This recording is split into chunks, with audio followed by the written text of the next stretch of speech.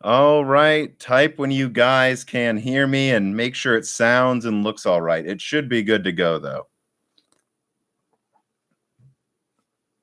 Hmm. Dan, the tea we got is with lemon.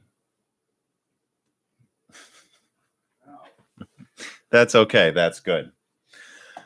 All right. So I'm gonna start this live stream with me first. There's, as I expected, about 1 million reader mails pertaining to Ampere and actually other things as well. So I'm gonna try to get through the more technical stuff first, and then Dan may make an appearance as he is still in the Peoria bunker right now upstairs, and then we can chill on a Friday afternoon, bros. Okay, let's see. All right, so yeah, I'll get started then. This is Loose Ends. I do this at the end of every month. Long time subscribers know that, but fortunately, I've had so many leaks, and not just Ampere, but Zen, PlayStation, and all these other things that I haven't had time to get to Loose Ends, because it actually is a lot of work to do Loose Ends. Even though it's a live stream, I actually put I have 5 pages of notes for this one. But what you need to know is that I go through reader mail from patrons first, because of course they get to submit questions for free. And then near the end, there's just like a 1 to 2 hour live Q&A where you can ask whatever you want. I answer whichever questions I notice and want to answer. But if you tip me, I'll notice it. It doesn't need to be a giant tip. It's just there so that I notice your question. But save those for like 20 minutes from now, because I'm going to go through the notes ahead of time. Carbon Cry, for instance, just demonstrated you're not supposed to put that now, even though he just did.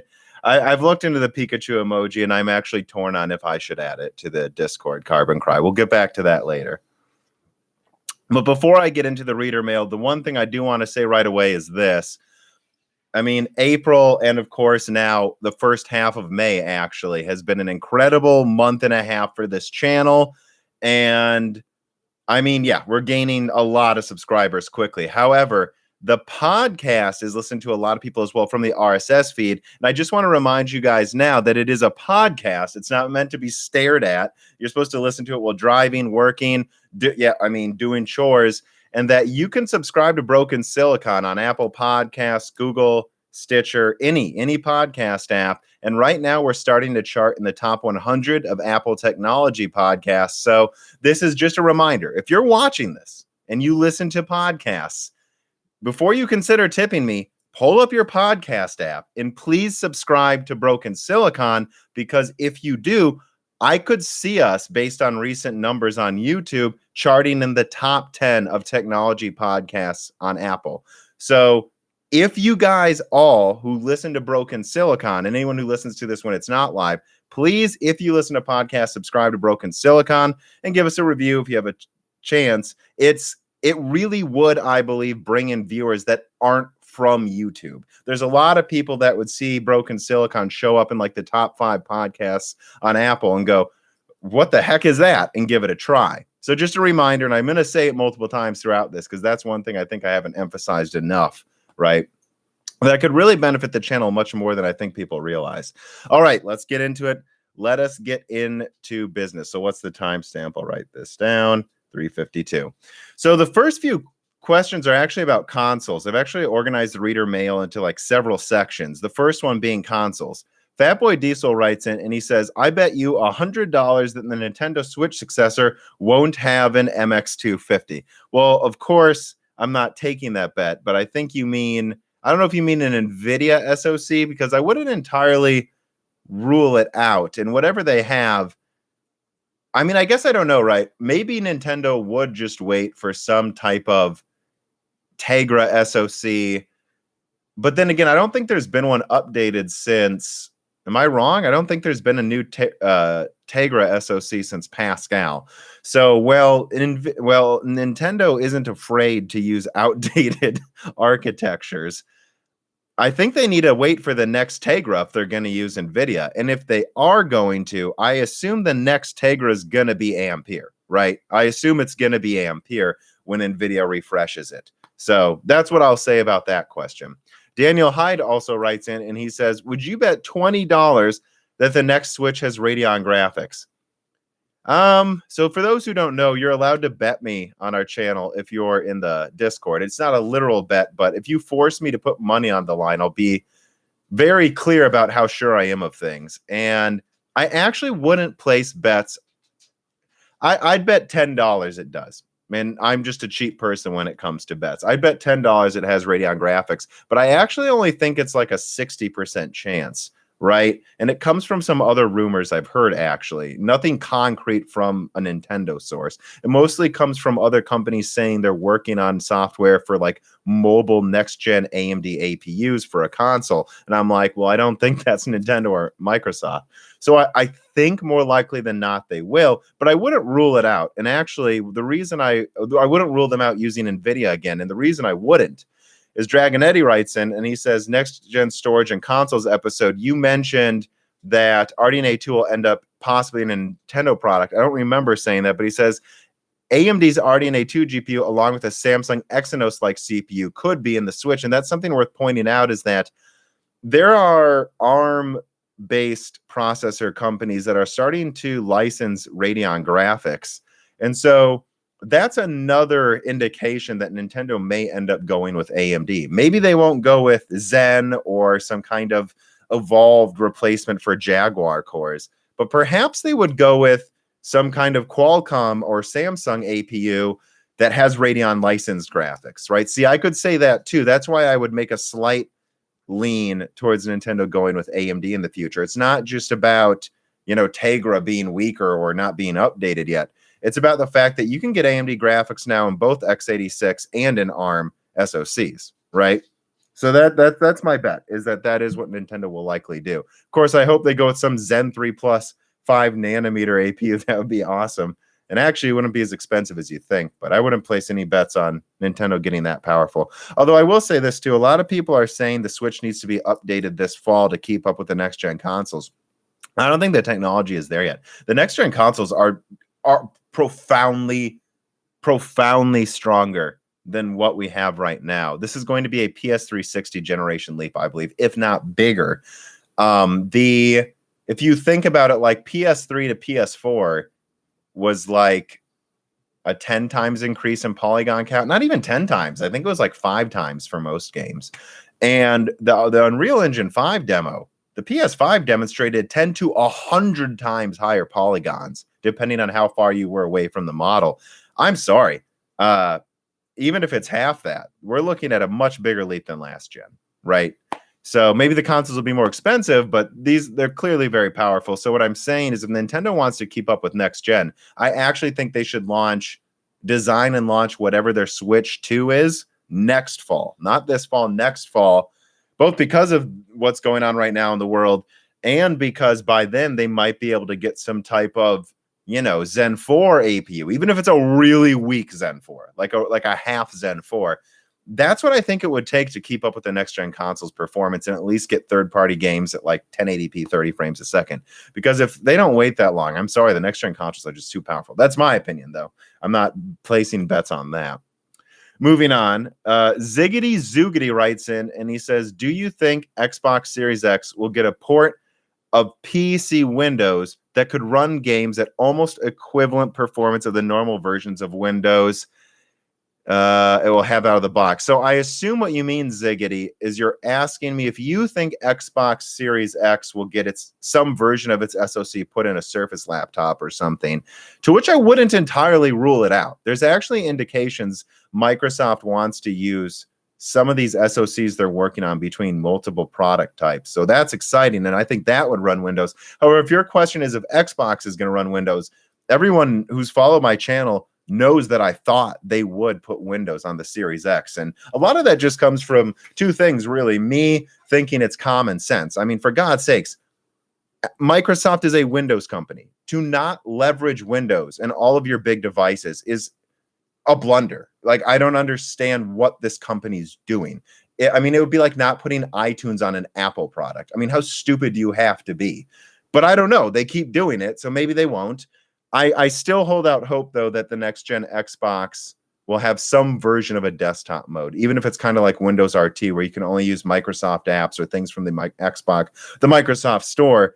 That would still be a big selling point. If you could tell parents your college kid can run Microsoft Office, PowerPoint, Excel on their Xbox Series X, that's still a big selling point. And it does run the Windows kernel, as a million people are going to point out. So that would be super easy to do. I mean, it's going to have mouse and keyboard support. Why would they not do this? But I'm not 100% convinced yet because they haven't talked about it. Hopefully it's a secret they're saving, because I think it could be the selling point really that differentiates it from the PlayStation and makes it a worthwhile product for its own niche, right? That's what I hope. And I mean, they made it look like a PC anyway, so I think it's hilarious if they don't do that. All right, moving on though. Sam MacArthur writes in and he says, just a comment, really. The Unreal 5 demo looks bonkers. I agree. Your comments regarding Horizon Zero Dawn 2 and the main character's polygon count now make complete sense. Listen to previous Broken Silicons to know what I mean. What he means by that. Even if it's not using it as its game engine. Oh, he says even if Horizon's going to use the updated Decima engine, which we already know looks almost photorealistic with Death Stranding, and that's on potato hardware compared to the next gen consoles. Surely other engines will strive to use similar technology. Correct. So I think what you're getting to, though, in this question is like, is Guerrilla Games going to do similar stuff to Unreal Engine 5? And the answer is a resounding of course. Guerrilla Games designs their games for PlayStations, and I've heard that their target is to make Horizon 2 the best looking game for years. We'll have to see if that ends up happening, but that's their goal. So we'll see if it happens. And you can bet that whatever Unreal Engine 5 is doing to leverage SSDs, Guerrilla's doing double that because it's only meant for the PlayStation. And now I have to get in before the people say, no, they're going to put it on PC. Yeah, the first Horizon's put on PC, 5 years after it came out? And that game used a hard drive. Will Horizon 2 come to PC? Maybe in a decade, right? Kind of like how it took forever for some games to come to PC. But the game's designed for PlayStation, and then whenever it's easy to put it on PC to get extra sales, and frankly use it as an advertisement for PlayStation, they'll do it.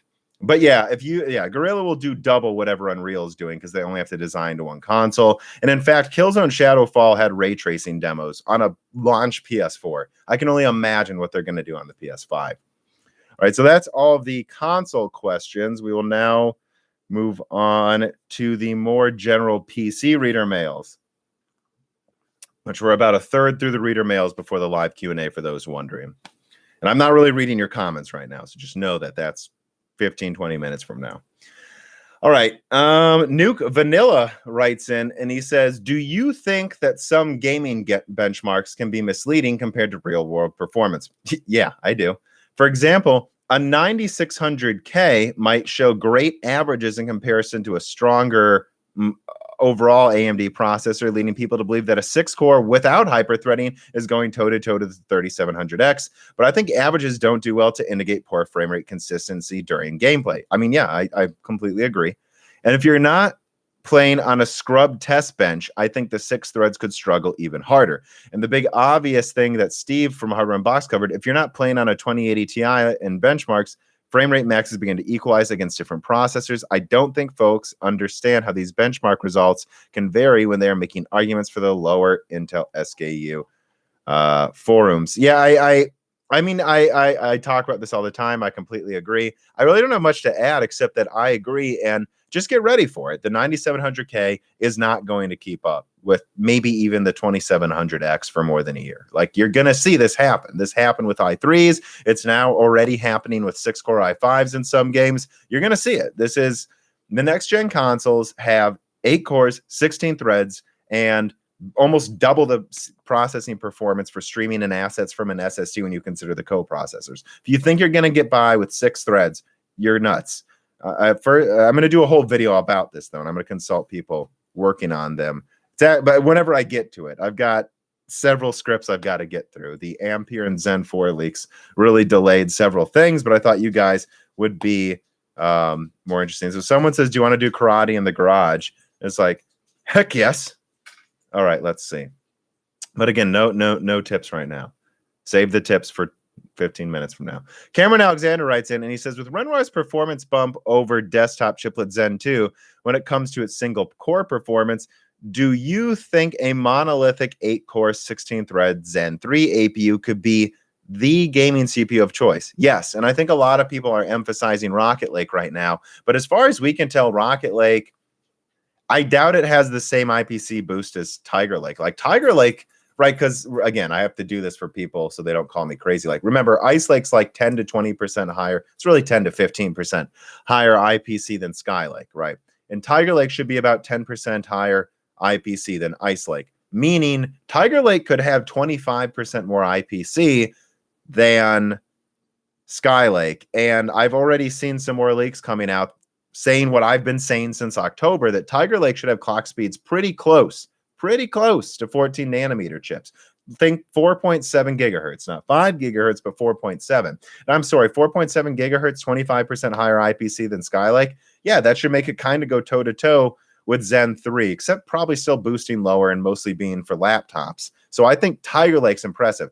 Rocket Lake is a backport of Tiger Lake. A lot of the advantages you get in IPC come from specific things you do with the node you shrink to. Backporting Tiger Lake, I doubt Rocket Lake has 25% higher IPC. Now it might be 15%, but it also looks like it's going to use as much energy as a 10-core Comet Lake, which again, a lot of the energy saving you get with node shrinks does not apply if you're backporting. So I don't know. People hyping up Rocket Lake, I think Zen 3 with 10 to 20% higher IPC, that might be the new benchmarking CPU. A 12-core Zen 3 probably is what you're going to see for a year in benchmarking rigs. At least that's what I'm waiting for before I make a high-end benchmarking rig. I've got my low-end one with an i7 already, because i7s are low-end. All right.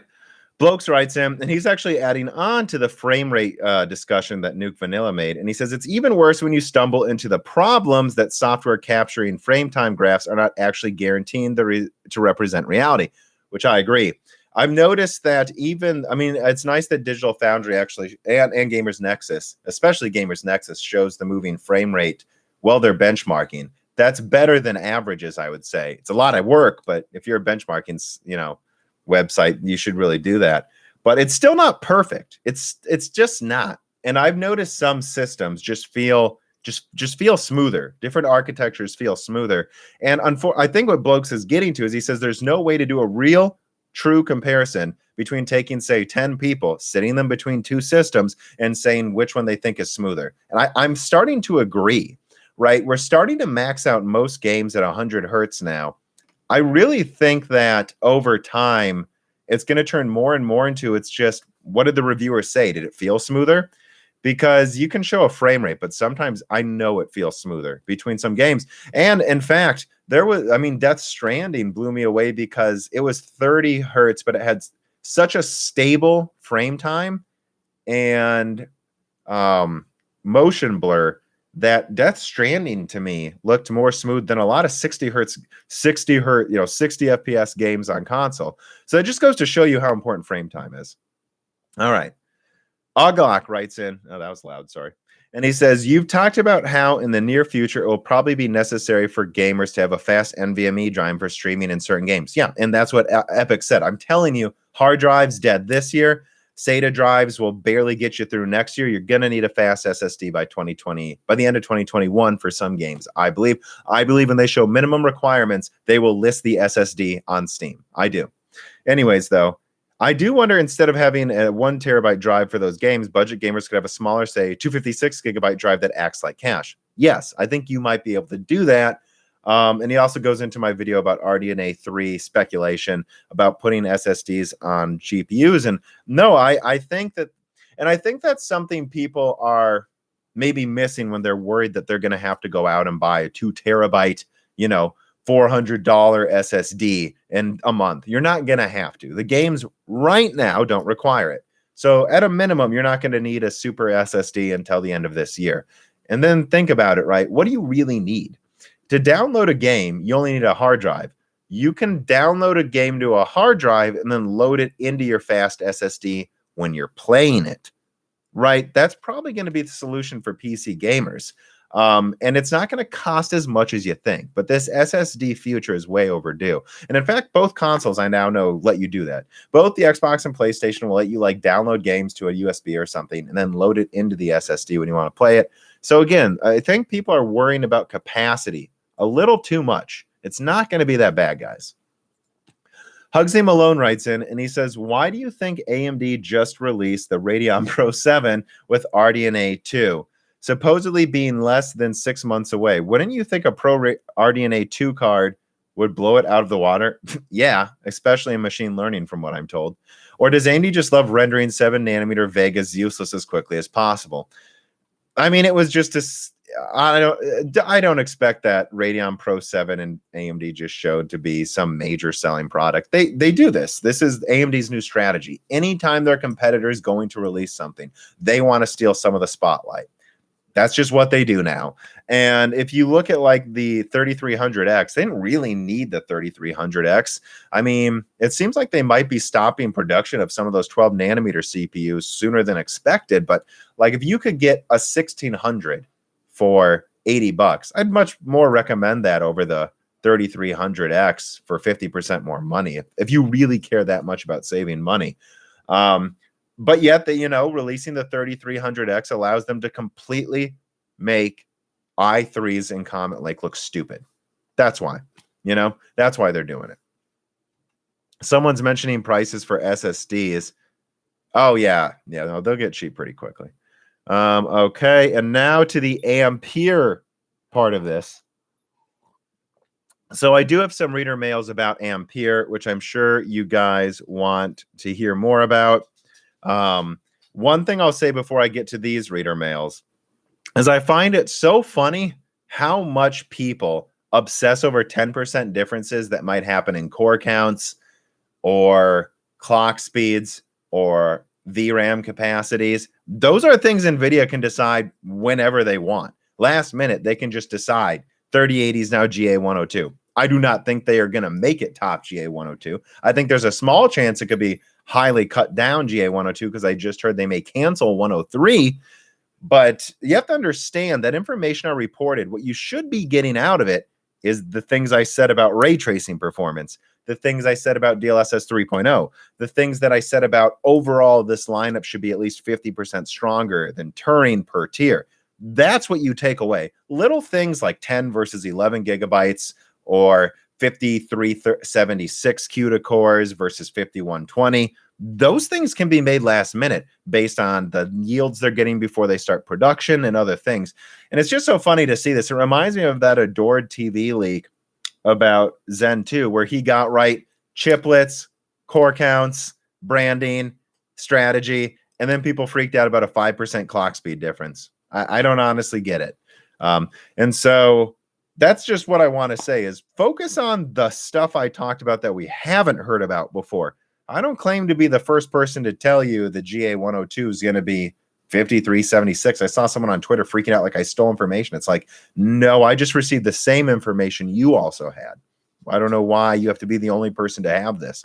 Anyways, I didn't make any of it up. So that's what you at the very least should know.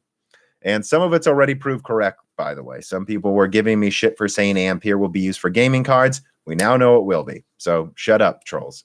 Anyways, Matt Harley writes in and he says, are you at all concerned about the long-term risk of making videos about leaks? Adored TV took a lot of flack for his Zen 2 leaks due to the pricing errors and lack of 5 gigahertz. Well, again, two things. The 5 gigahertz thing is a whole thing I could do a video on. My understanding by now, actually, is that AMD had 5 gigahertz golden samples. I mean, there were leaked benchmarks of it. They at least had a handful of them, but they probably used like 150 watts, right? Or 180 watts even. And I'm going to have a guest on within a month, I think, who's done extensive Zen 2 and Skylake architecture testing where he actually got like a liquid cooler on a 3800X that was like this thick and got the 3800X stable at 5 gigahertz for enough to run full gaming benchmarks. And he found that the 3800X at 5 gigahertz actually didn't gain performance much after it got to 4.4 gigahertz all-core turbo. And once I hear that, I go, Well, that's the thing though. Zen 2 was only ever really built to run at 4 to 4.2 gigahertz, right? So if they found out clocking it to 5 gigahertz doubled power usage and didn't give you any extra performance, why would they sell that SKU? Why? And I think that's what happened, right? They had samples at 5 gigahertz. They just didn't get much benefit out of it. And I think a big part of Zen 3 actually is scaling past 4.2 gigahertz in performance. So that's the first thing I want to say about Adored's Leak that I don't think a lot of people know. And another thing is the pricing errors. Guys, they decide pricing at the last minute. If you think you can know pricing early, you're silly. But I mean, that's a lesson to learn, is that I shouldn't speculate on pricing much because people freak out, right?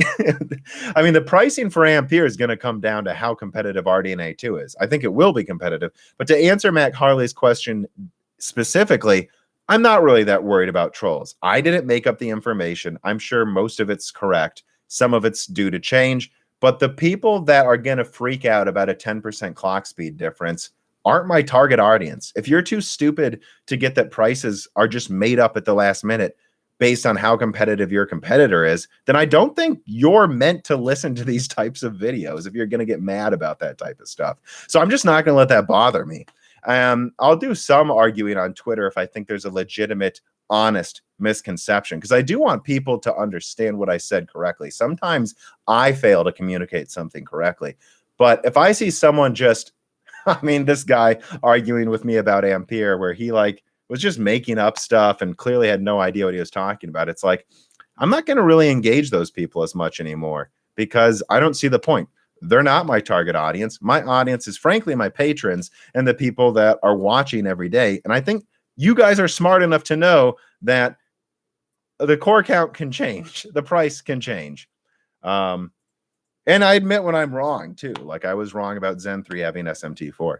Anyways, Micon Andrew writes in and he says, I think Mecon actually, and he says, with the A100, which there is a difference, GA100 is the full 128 SM die. A100 is the replacement for V100 Volta. That's the branding of the card, and that's 20% cut down. Mecon Andrews asks, with the A100 rocking HBM, do you think the TI, the 3080 Ti, will be this minus a chip of HBM? No, I don't. They didn't confirm it, but I've had it suggested to me even before GTC that the top A100 chip doesn't have the same ray tracing upgrade that the gaming chips will. And that will, I would actually suspect it may do ray tracing in a game better than a 2080 Ti, but only because it has so many compute units and tensor cores for denoising. People forget this, that the Titan Volta was actually only about 30% worse at ray tracing than TU102, right? Than the Titan RTX. And it didn't even have RT cores. So I actually think A100 would run ray tracing possibly a little better than if you were running it on a 2080 Ti.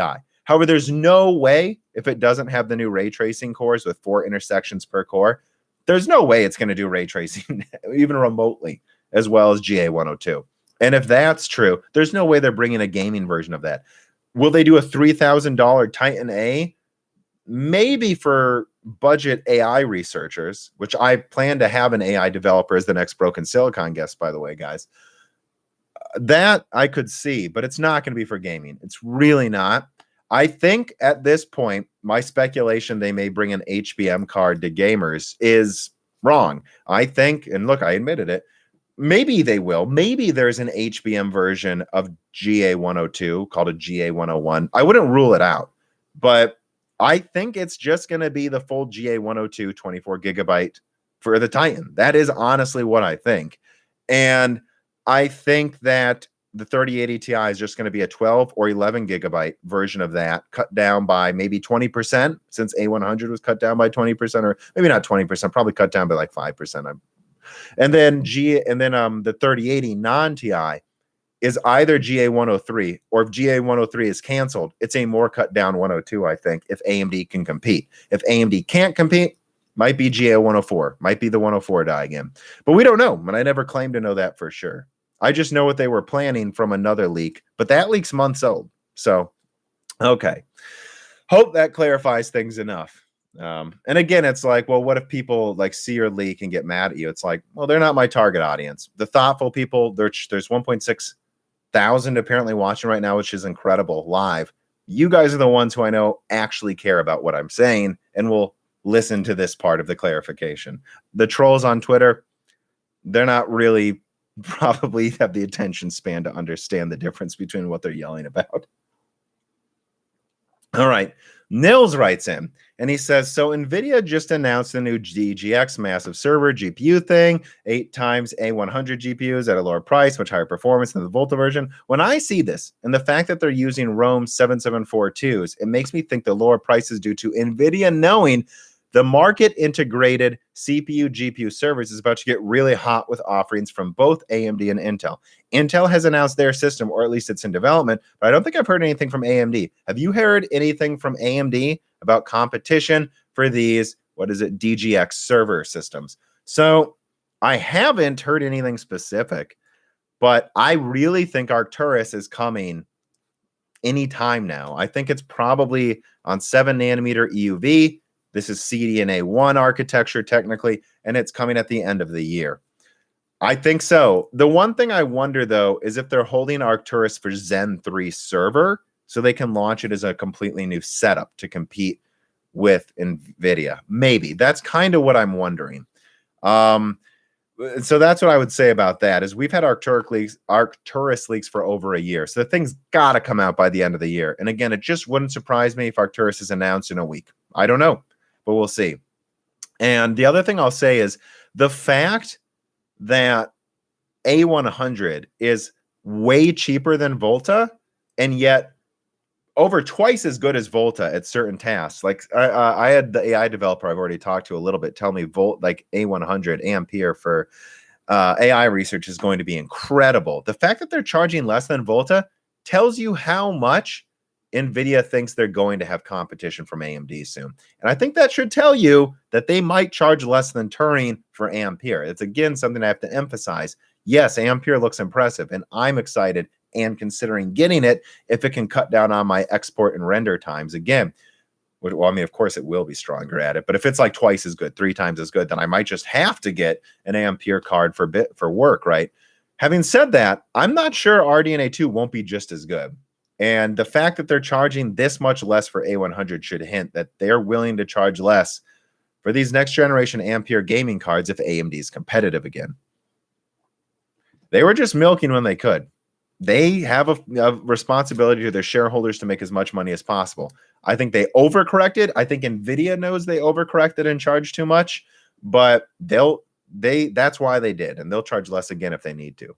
Not as little as Pascal, though. I don't think we're going back to Pascal prices for probably ever. I think that ship sailed, frankly, for multiple reasons. TSPCFS writes in, and he says, thoughts on how heavily GA100 chip is cut down on all products NVIDIA plans to ship. Yeah, so this kind of plans into what I was saying before, right? See, because I thought GA100 would be, I thought the A100 would be cut down by like 5 to 10%, something like 7,500 to 7,900 CUDA cores. I didn't think it was going to be cut down 20%. So I don't know, right? And that makes me wonder, again, I've heard that GA103, the 10 gigabyte 320-bit card that was meant for the 3080 may be canceled.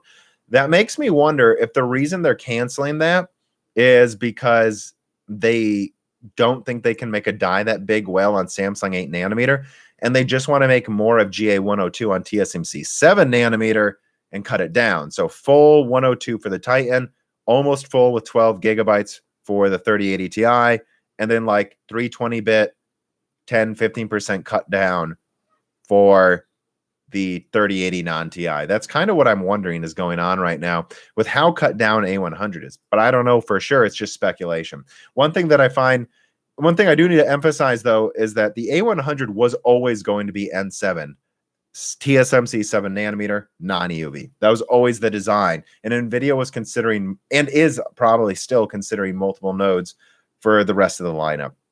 So based on the fact that I heard they were getting some cards to 2.5 gigahertz, me and my sources, even at NVIDIA, assume this must be 7 nanometer EUV. Remember that NVIDIA doesn't even tell the people working on their cards how many cores are in them, or most people. So we don't know for sure what node or any of that, but based on the performance and clock speeds, we assume 7 nanometer EUV, but it could be 7 nanometer, right? You can already overclock Turing to 2 gigahertz on 12. Maybe it can get to 2.3 gigahertz on normal 7.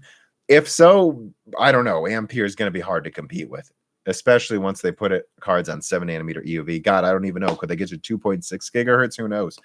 We'll have to see. Not confirming any of that. Just throwing that speculation out there for you guys. All right.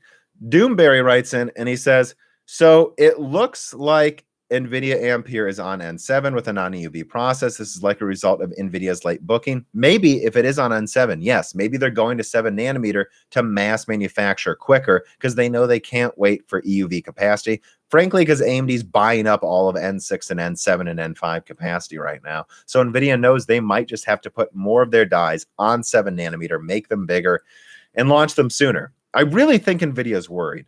I think I covered most of what you said, though, about that Doomberry. I mean, yeah, I wouldn't rule it out. And remember, I think N7, no, I don't know that N7 is, yeah, I don't know. I guess I don't know if it's completely compatible with N7P. I don't think it is. I think N6 actually is, which is kind of confusing. All right. Edward Huff writes in, and he says, regarding A100, I don't have much to say that I would not want to by GraphCore right. That's not already been said by GraphCore right now, but I suspect that Cerebras, which for people who don't know, I saw the Cerebras die in person at Hot Chips last year. It's like a 33,000 millimeter squared wafer scale processor. It's enormous. It's insane. And it's apparently capable of profoundly good AI tasks and research. Probably butchered how I described that.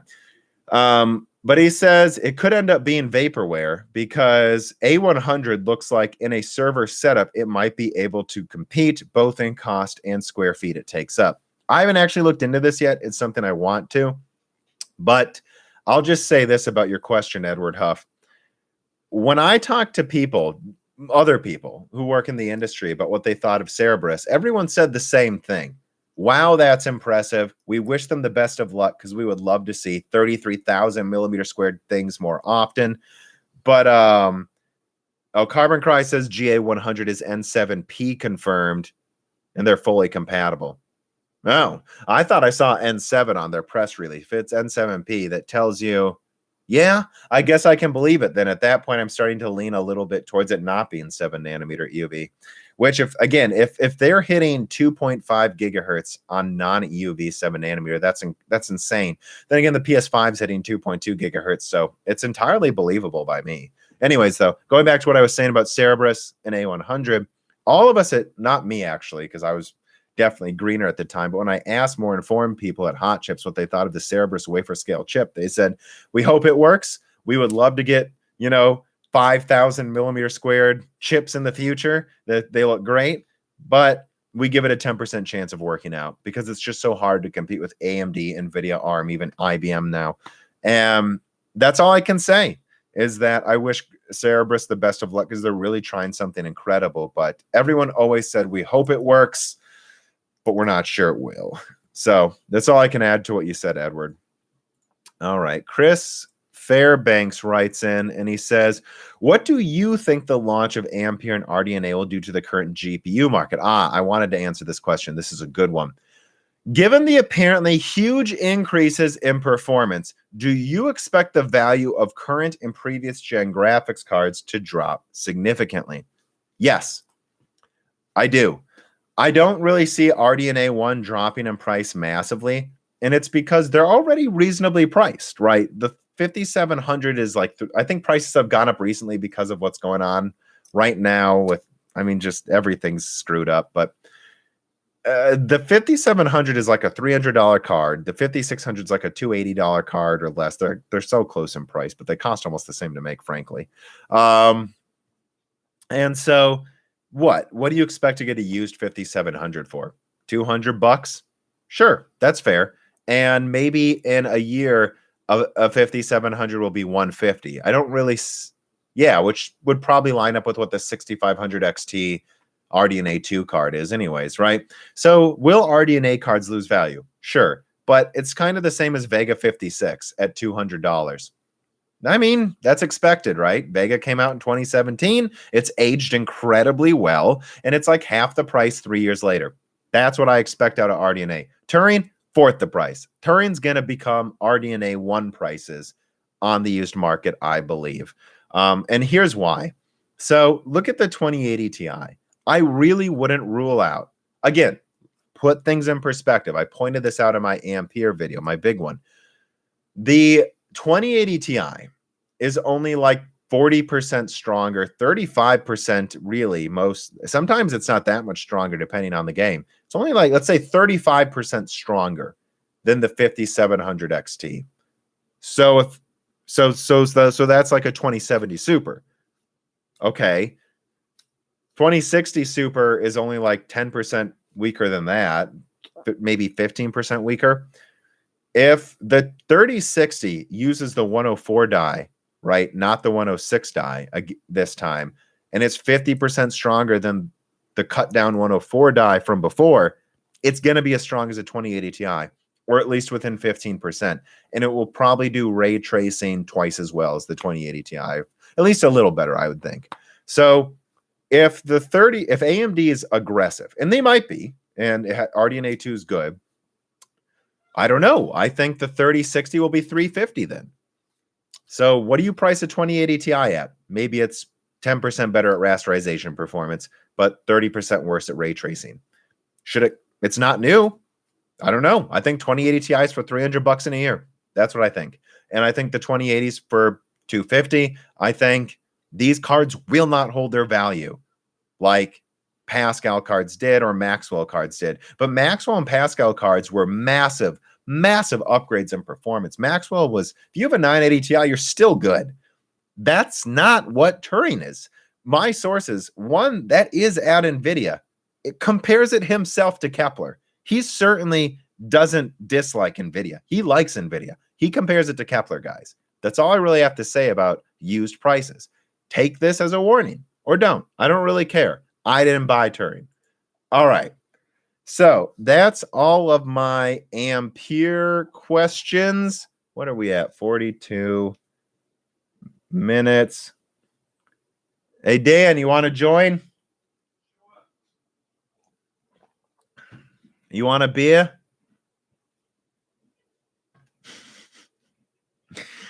Let me start going through some of the tipped questions before we get to some more goofy reader mail. Nice shirt. Thank you.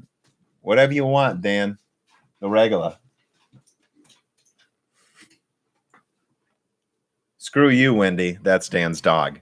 She's staring at me right now. So let me see if we can make room for Dan a little.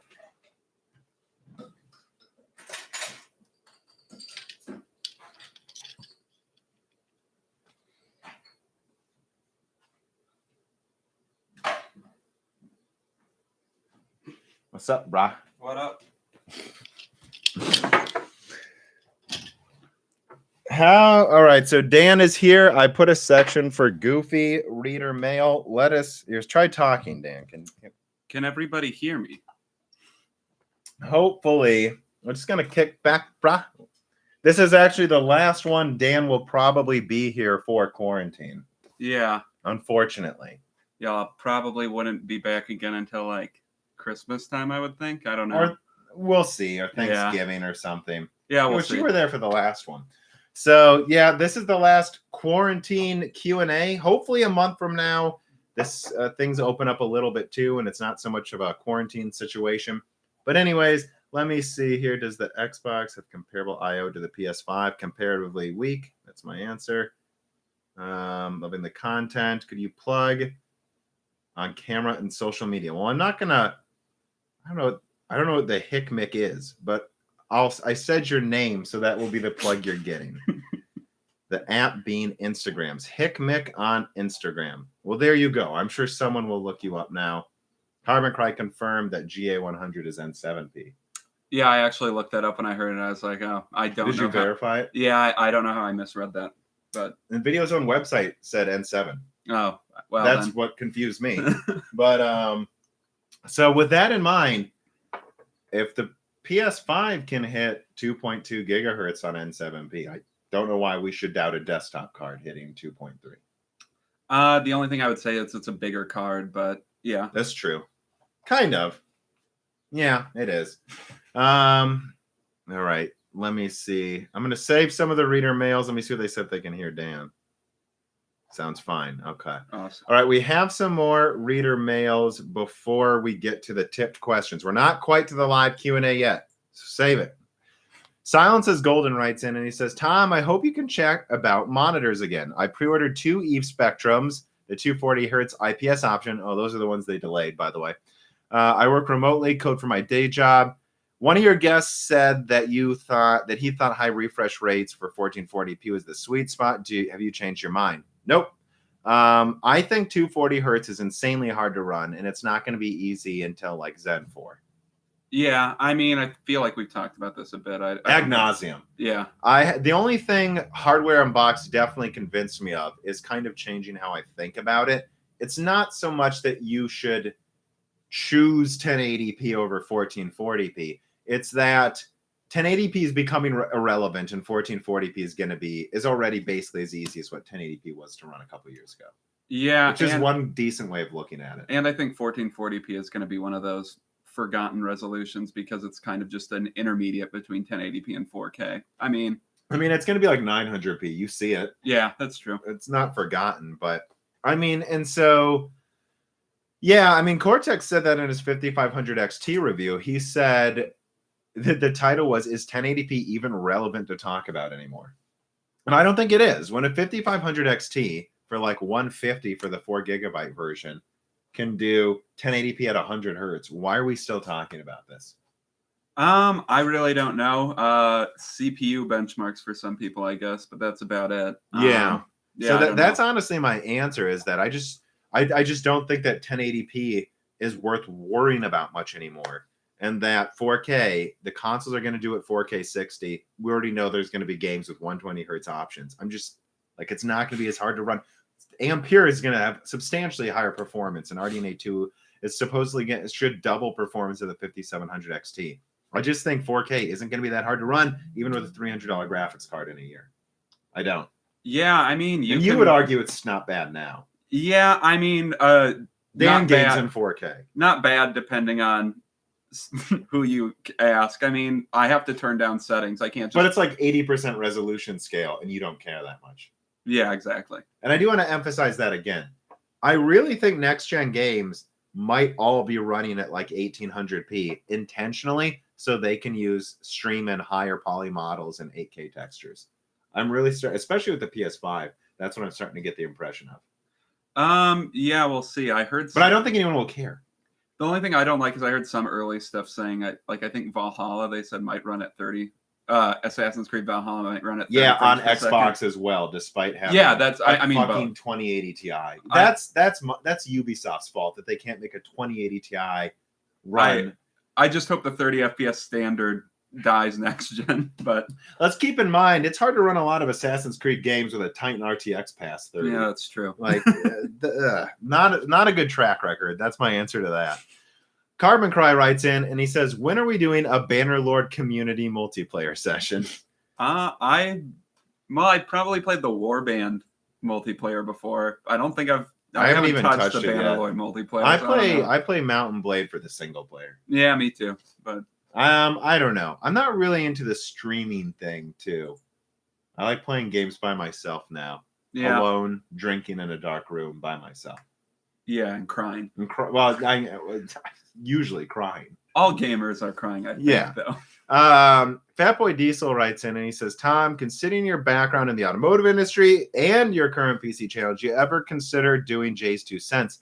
I'd consider doing anyone. And I actually don't know if he is from Detroit or worked on cars. If so, that's actually interesting. You guys have anyone reach out to me and I'll probably say yes. Right? I just, every other episode, a guest. I'm excited to have that, because it always brings in opinions I didn't consider. Yeah. Yeah. You can see, I have like 2 or 3 SSD focused videos I'm working on. And that came from sitting down for 2.5 hours with a guy who's a programmer and talking about SSDs that gave me ideas for new videos. That's why you guys see so many of these videos coming out that are pretty high. I hope. Yeah. I try to make high quality. I won't say that I'm biased, but that's where that comes from. So yeah, I mean, tell Jay's 2 cents to want to come on. Last question. Dominique Cock writes in and he says, maybe Coke. Cock says, what do you and Dan feed your dogs? Thanks and appreciate all of your info. Chocolate and grapes. Yeah, chocolate and grapes. Those are poisonous for dogs, for those that don't get the sarcasm. But well, that explains why I had to buy 10 dogs this week.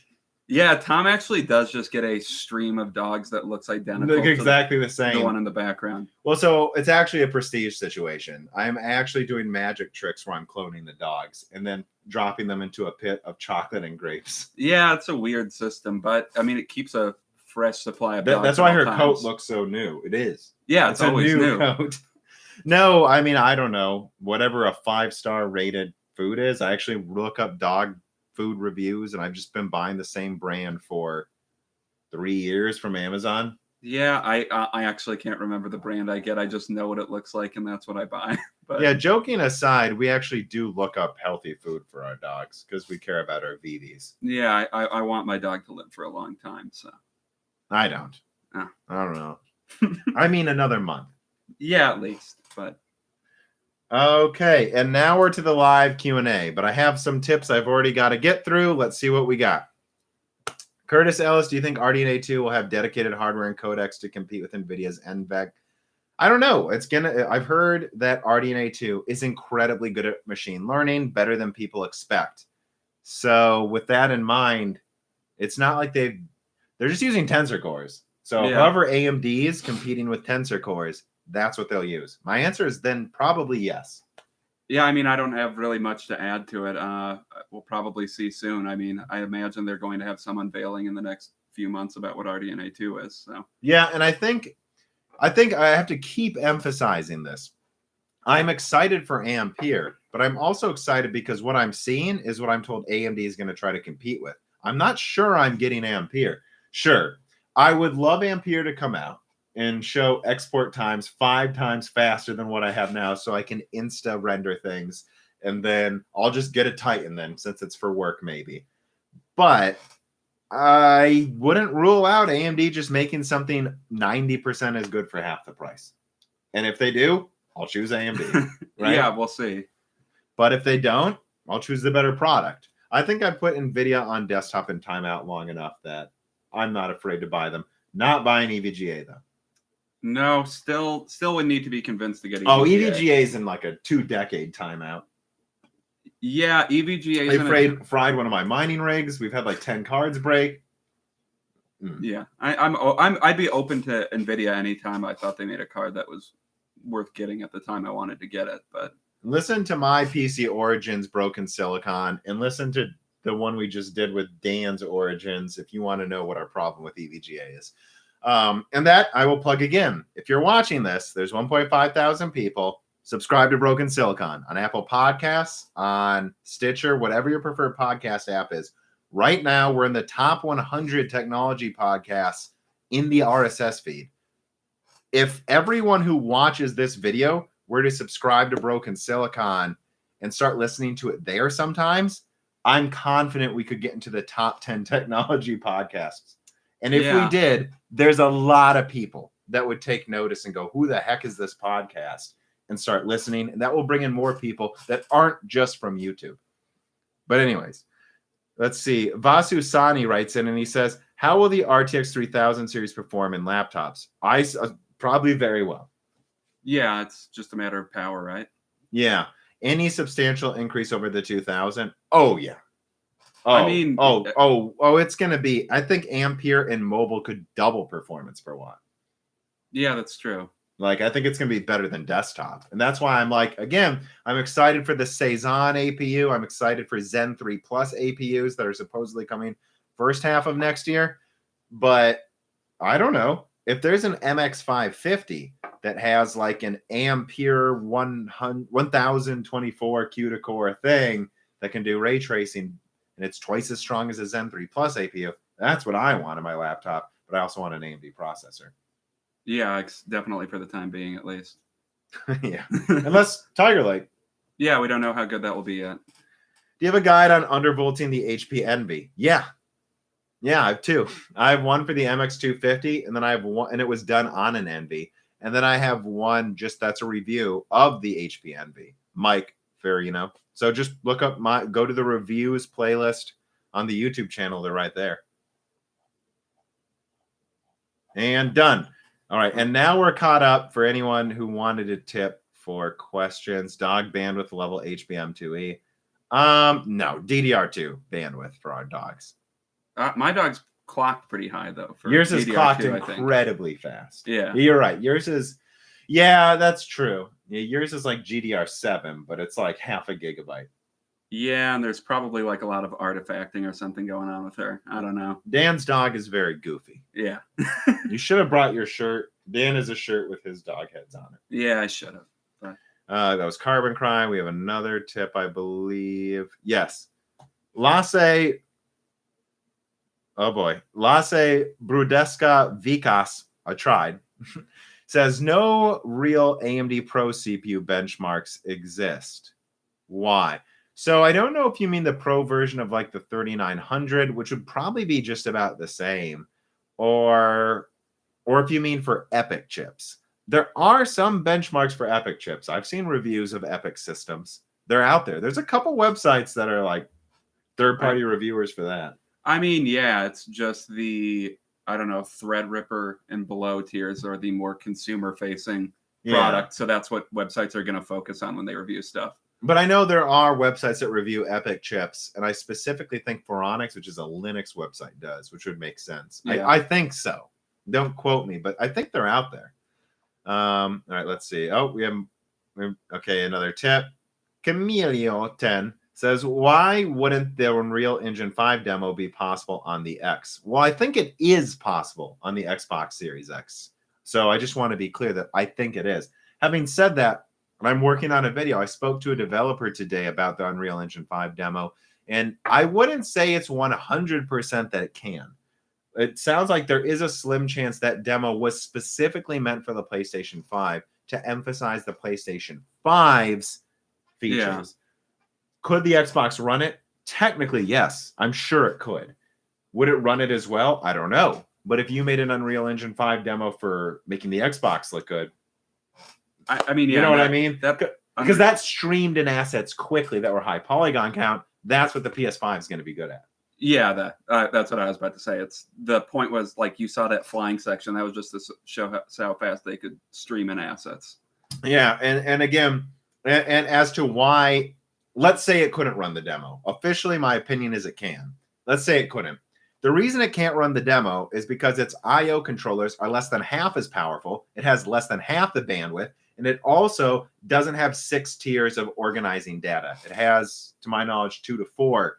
So consider that it's not the same as hyperthreading. But the fact is the PlayStation 5's SSD controller can organize things into 6 different groups and stream them kind of comparable to what you would use hyperthreading for. So think of it 6 versus 2. And then think of it as twice as powerful at handling bandwidth. In fact, it's over twice as powerful. Theoretically, it can handle up to 22 gigabytes per second. Could be 4 times better I/O controllers for burst loading certain assets. So this idea that it's comparable is ridiculous. I mean, the fact is they mean to use the SSD to render less things at once until you get closer, and not render and again, it's like this isn't a conspiracy theory. Like they literally said this.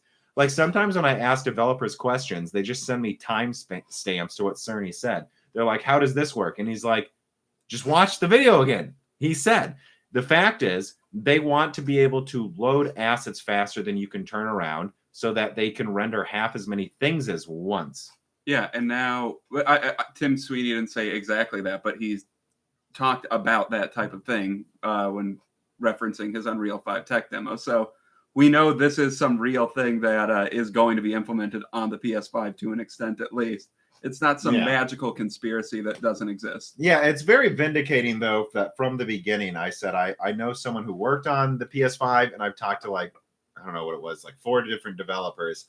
all of them say that this is going to boost frame rates and graphical performance. It's not about load times. For Xbox, it's about load times. However, I think the Xbox can also stream in assets in a similar way, albeit probably at a third the capacity. Yeah. However, it has more teraflops. The fact is, it's impossible to completely quantify what's stronger than what. All we know is the PS5 can do that. And the Xbox probably could as well. I don't know. But it could run it. But if it can't, I just told you why it can't. Yeah, and I think that might not be clear until and it's not years. Clear. It's not gonna be clear. I want to see the Horizon demo. Yeah, that's a real game. It might not be clear for a few years, and I think there's going to be arguments for the entire generation. Oh, there's going to be fanboys arguing the whole time. But yeah, I don't know why. Well, I do know why, because people identify a console as their own identity and then defend it like it's themselves, which is bizarre. But that and right now I'm getting attacked by a lot of Xbox fanboys. I guarantee Sony fanboys start attacking me in about 1 to 2 months. Because I'm not afraid to shit on PlayStation. We'll see. Anyways, let's get to some more. I think we said it. Actually, let me put a timestamp there. That was at like 58 minutes. That's a good summary of what we think about the Unreal Engine demo. Anyways, let me keep moving. Eddie Del Castillo. You speak Spanish. I can't read the feed very well, but if it's 2 L's, it's EO. Okay. It's Del Castillo. Dan speaks some Spanish and I speak French. I wouldn't say I speak Spanish. I would say I vaguely understand it. I say I speak French, but I'm mostly lying.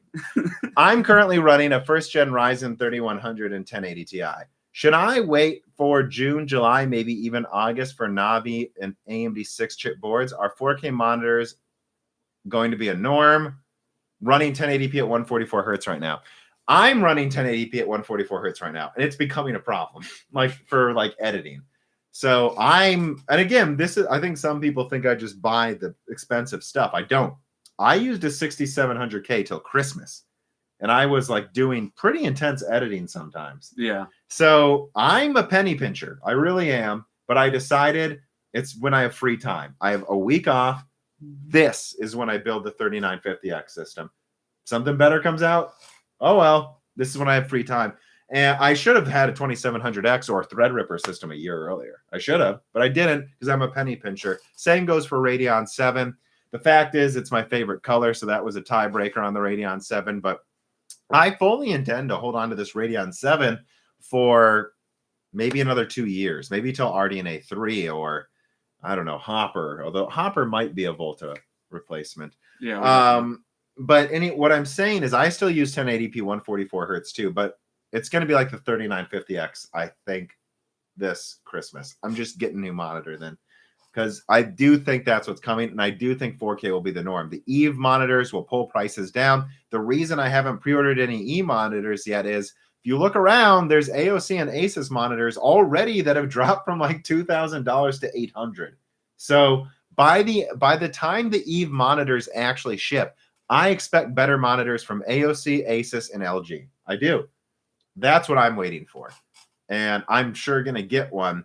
And in terms of waiting for other CPUs, I just say the same thing. Prices are going to keep getting better. Get it if you need it. Don't if you don't. You got first-gen Ryzen. I don't know what that means. Do you have a 1700? Do you play? I don't know. I mean, if you want higher refresh rates, you might want to upgrade. But if you really want to do well with high refresh rates, I would actually recommend waiting for Zen 3. Yeah, probably. Because you have Zen 1. It's not like you have Bulldozer. Yeah, and if you can suffice with your first-gen Ryzen for now, I don't think you should upgrade until it makes sense for you to, or you need to do it. I think just upgrading every couple of years is pointless if you don't have to. Exactly. And so that's what I would recommend. But I don't know. I don't know how much free time you have now versus in the future. I don't know how often you upgrade. I don't upgrade often. I would recommend waiting for Zen 3 personally and waiting for something like the Eve or a competitor to it this fall. And then there you go. It'll just be like this. You'll be gaming 4K 120. Yeah. And you have a 1080 Ti, so that'll run 4K 120. Yes, you'll have to turn down a couple settings. Oh, well. Any intel on Stadia Gen 2 hardware? Oh, I don't know. This comes from KB Ubuntu. I haven't paid any attention to that. I don't know. Yeah, I haven't paid attention. I thought they were using Epic for Stadia. I don't know. I haven't paid attention to them at all. But. Yeah, that my answer is I assume Epic, honestly, in new servers. In existing servers, a lot of them are going to keep Intel. Yeah. But on new projects, I expect Epic for most things. Jonathan Can, at 2.23 gigahertz, PS5's GPU narrow and fast approach seems to be a triangle drawing monster. Yep. This plus SSD really plays into the strength of Unreal 5's nanite tech. Yep. That's why they chose that demo. Do you have any insights to add? Yeah, but I'm not going to say all of them yet. My next big video might actually be a PlayStation 5 deep dive with probably some stuff about Xbox if I can dig up extra stuff as well. I've received some information about the PlayStation 5 that sounds pretty ridiculous. But if I did some independent digging, and it might be true. That's really all I can say now. PlayStation 5 is not weak. It will have I've heard that it might even have a really interesting design and cooling solution that they just wanted to make sure they had their ducks in a row before they announce it, because they don't know what's going to happen with production capacities right now. Yeah. And so it was really about investors, is a theory I heard, that they have to make sure everything's ready so shareholders don't sell Sony shares because they think it's going to be too expensive. That's a theory I've heard. I don't know for sure, but I do have more information coming out about the PS5. And honestly, I really think people are underestimating both next-gen consoles. I really do. To this day, I really think they're going to be capable of some pretty impressive stuff, even though Valhalla's at 30 frames. Yeah, I mean, they might change their mind on that. I expect them to get criticism. I expect most third-party devs to target 60 frames next gen, and if you're the only one at 30, yeah, I think it might have been more. They said like a minimum of 30 frames, which I don't know what that means. If they're planning on 30 unlocked, or that might make sense. I don't know. It would really surprise me. Yeah, because right now you can run Assassin's Creed. What is it? It's Origins, right? Yeah, Assassin's Creed, the Greek one. You can run that at like 60 frames on a 2080 Ti. So there's no reason to not at least do 60 frames target for the next one, because this isn't it's not a completely different game. No, come on. There's no reason they can't do this unless they're just lazy. Yeah, maybe they're lazy. Maybe it would run at like 45 hertz without much optimizations. They're just capping it at 30 because they're dipshits. I don't know. I mean, I hope we see 60 frames on almost every game for next gen or higher, obviously. Level 1 Tech also has Epic content. Oh yeah, I have seen that. He does review Epic stuff. Eddie Del Castillo says, I am looking to go full AMD in the fall. Do you feel it's worth the wait? Yes, I do. I think it's worth the wait for anything right now. If you don't need to upgrade now, it's something I'm going to keep emphasizing. You can wait for Zen 3, and I think it's going to be a gaming powerhouse. Zen 4 will be better. Yeah. And it's probably coming a year and a half after. There's going to be a new AMD gen every year and a half, it just seems. And they're going to be at least 10, like Zen Plus was at least 10% better. At least 20 to 50% though on average. Let's say on average they're going to be like 35% better or 50% better every year and a half. I think Zen 4 might actually be a bigger deal than Zen 2. So let's say on average every year and a half AMD's 50% better. If you need to upgrade, do it. If you don't, there's always something better around the corner. I see the same thing happening with GPUs. Yeah, I think it's important to just not always be disappointed that the thing that comes out 15 to 18 months later is 30 to 60% better than what you have. That's just how PCs supposed to work. Used to work, didn't for a little bit, and now are starting to again. Yeah, I mean, when we got into PC gaming, like, late 2000s, we were used to seeing graphics cards come out that were 50 to 100% stronger than the ones they were replacing. And that just doesn't happen often anymore. It might happen with RDNA 2 and Ampere, or at least close, right? 50 to 100%, probably closer to the 50, but that's what we're used to. And I was used to CPUs, at least, think like, well, AMD was crap, but I mean, like I was used to Nahalem I think, to Sandy Bridge, and then Sandy Bridge to Ivy Bridge. Now Ivy Bridge is only 10% better in performance, slightly higher clock speeds, like 6% higher IPC, but it cut energy usage in half. That's what we were used to. And then there was just a while where you couldn't even expect that. Yeah, I mean, until like until 2017, 2018, things were pretty boring, especially with CPUs.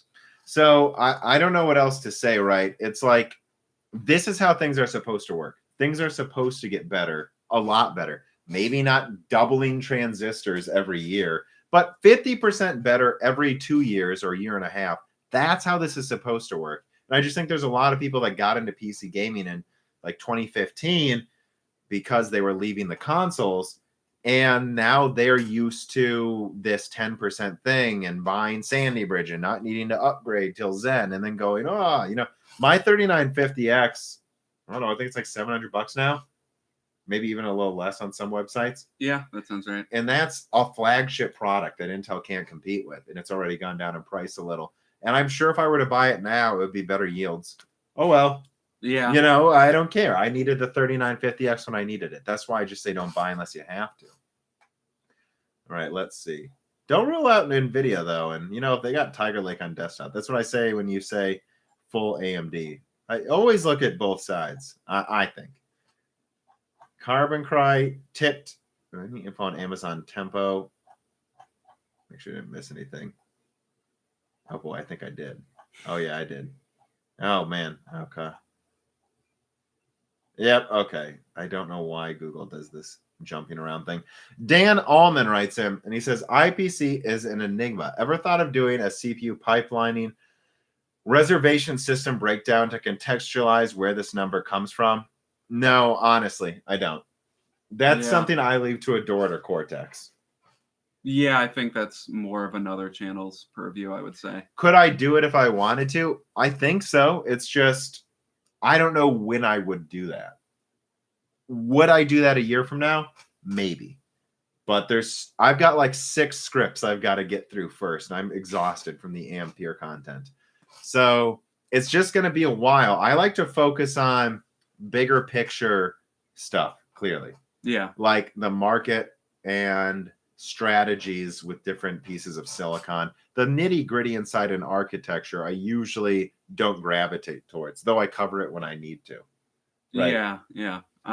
Wouldn't you say just looking at my stuff yourself? Yeah, I mean, I would say, that's why I said that's more of another channel's purview. I mean, if you did some reading, you could probably do a decent explainer on it. But yeah, the one thing I would say is at the end of the day, what matters is the performance. That's what matters. IPC, clock speed, how much, what node it's on, who cares? What matters is the performance, and then the price, and then the reliability. That's basically all that matters. It's like, so don't worry about IPC too much. Well, you should worry. Who cares who has higher IPC? Intel and AMD game the same. One of them is double the cores. Yeah. Uses half the energy. Who cares if it's IPC or clock speed? It's really both. Yeah, unless it's just a thing you're specifically interested in. Yeah. Todd Peterson, any chance of 3080 Ti with 16 gigabytes of VRAM? I don't think so. Every leak I've seen is 12 gigabytes 384-bit for the top GA102. Mm-hmm. I haven't seen anything that it's 512-bit or 256-bit. So I say no. Any chance? But literally all info I've seen and received suggests not. That's how I answer that question.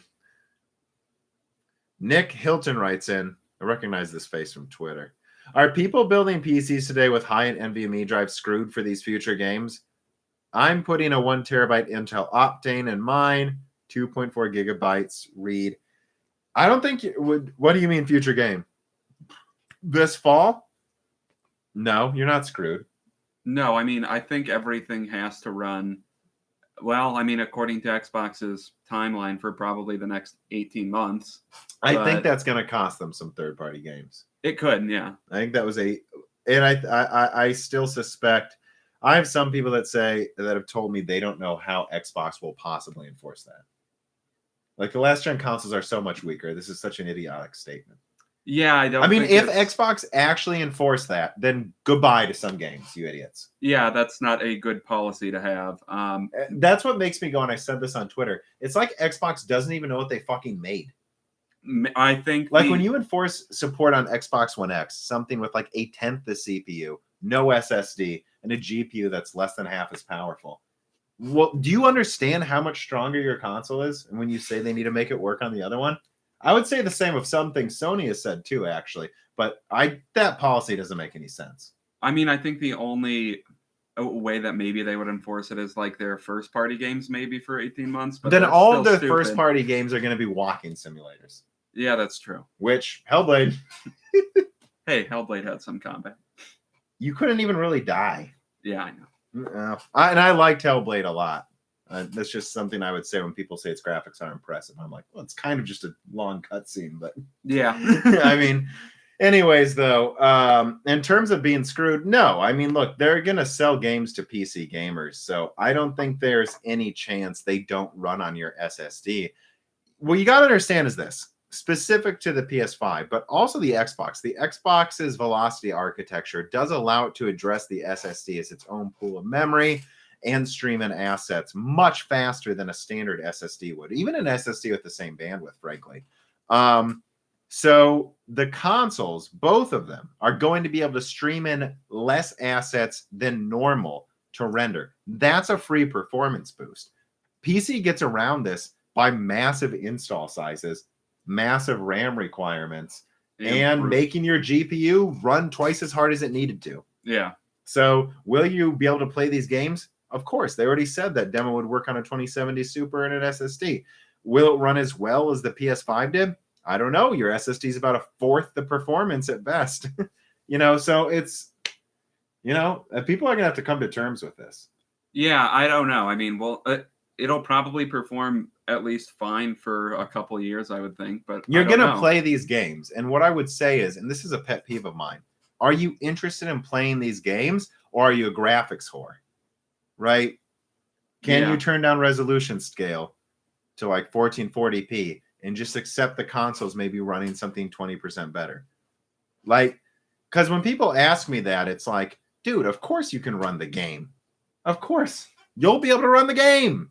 Will you run it maxed out? Nope. But for me, it's about playing a fun game, not about bragging on Twitter or something. Which I don't even know what you're bragging about. You just bought stuff. Yeah. But anyways, his board isn't going to support Ryzen 3. Well, then you'll need a new motherboard. I don't know what else to say. We already covered that on Broken Silicon. Yeah. That was from Augie. Let us keep going. It's going to snap at some point, Dan. Nope. Any info or guess on Amazon Tempo? Have you looked this up yet? No.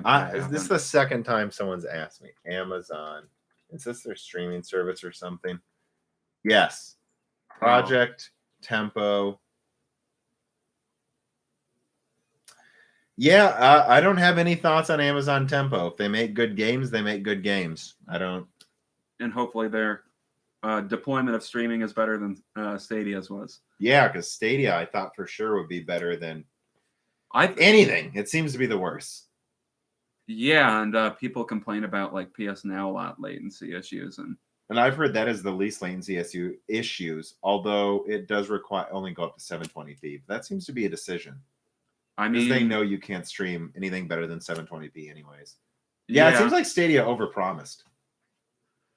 Well, it definitely did a little bit at like those 4K. First like tech demos. Yeah. Yeah, it's like, I guess in a lab we can do 4K streaming, but that's about it. The computers are only 30 feet away from each other, but yeah. Let's see what else we got. Carbon Cry going to bed. Should they take any recommendations for good storylines? Should they take place in Bolivia? He's definitely referencing Ghost Recon. Oh. Take place in Bolivia? Sure, shitbird. Quoting Ghost Recon.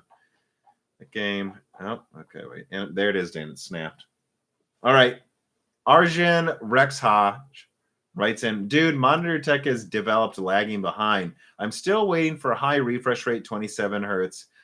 OLED, maybe micro LED will beat it. Maybe, but micro LED still has to prove it can hit the market in anything smaller than 300 inches. Yeah, micro LED is at least like maybe it will take over OLED at some point, but it's a less developed technology than OLED at least at this point. Yeah, I again, when it comes to OLED versus micro LED, it's like, well, micro LED seems to be OLED without burn-in issues, but also more expensive, and you can only make it in 300 inches for $100,000. They said they can make it smaller, but it would Then do it.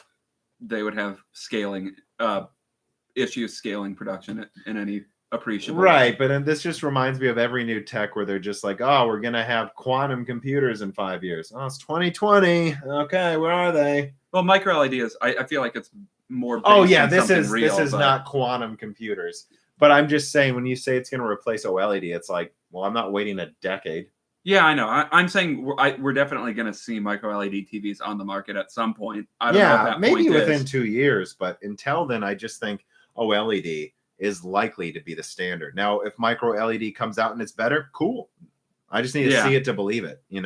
I'm not going to pretend something's and then the reason I say that is because of how long it took OLED. I remember in 2012, they were like, oh, OLED is already in the PlayStation Vita, and we have this 155-inch we made by LG, and it's going to hit market next year. Then 4 years later, it was 6 years later, it was ready. I wasn't really ready till last year.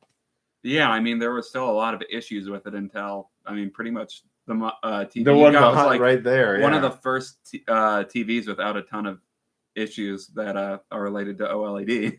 Yeah, so that's where I come from. The reason I'm critical of micro LED is because of how uncritical I think people were of OLED. Yeah, that's a good point, and now you're kind of seeing it repeated again. Like, it micro just LED looks like gonna... it's the same optimism that isn't going to happen when they say it will. Yeah, what was it like? They always promise things earlier, and things are always promised earlier than they come. Yeah, and that's why I'm more excited for like mini LED, because if they can make something with 1,000 dimming zones in like most of the quality of OLED for half the price, oh, now I'm interested. If you really think about it, micro LED isn't going to have faster response times. Maybe it'll remove some burn-in, but I'm not really concerned about burn-in, frankly. And it's like, so really, I'm only interested in micro LED if you make it cheaper or the same price. And then it's like, okay, same thing we've had for years. Yeah. And it's like, if they can make mini LED, which is really just a bunch of dimming zones on it's on an LED on TV. A thin version of like an IPS monitor. Yeah, it's an LED TV still. Basically. Yeah, but if you can make those like half the price, like if we could get those for like $300, now that's something I would pay half the price for, maybe. Yeah, if it doesn't have burn-in, right? But that's my whole spiel on monitors there. Let me keep scrolling down. With Intel's Foveros, AMD's Infinity architecture, and Nvidia's DGX all being extremely high bandwidth, how close do you think we are to heterogeneous ASIC chips on a single interposer? I don't know. From the sounds of it, I thought Zen 4 would have more of this, but it doesn't sound yet like it does. So yeah, Zen 5 is my guess then. Yeah, we'll see. Which would be 23, probably. 2023, probably mid to late 2023. That's when I think so. I think AMD is being conservative in doing like step-by-step adding features. And I think that's something we might see. Well, I think we're certainly going to see it on certain custom chips before then. Yeah, but I think Zen 5's where it might go to where I would start placing maybe small bets on it happening. Mm-hmm.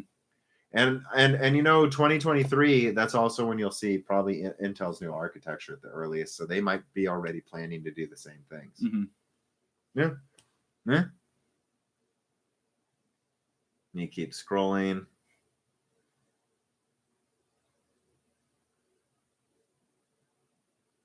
Eddie Del Castillo. Oh, wait. There was another one before that, I think. You see that, Dan? Yeah, it's pretty cool. It just snaps down past your questions. Then I got to scroll back up. Spiky341 says, do you think ray tracing and moving away from deferred rendering will allow the return of SLI and Crossfire? It seems like every loose ends, there's someone who says, new tech, SLI come back. I've actually heard that GA102 might support 3-way SLI. And that might be the only one with SLI support. I mean, I get the idea. If you need something more powerful, by multiple, you want to do 16K gaming or something. Well, of course, with that so little support, I would be worried about how well. Oh, this is something I've thought about for a while. I mean, if NVIDIA is going to keep supporting SLI, and I want them to, just pick one card and make it work in every game. Yeah, I mean, because what's the point in buying two 2080s? Make the 2080 Ti work in every game with SLI, then make it work with 3 cards, and then I can make a god PC.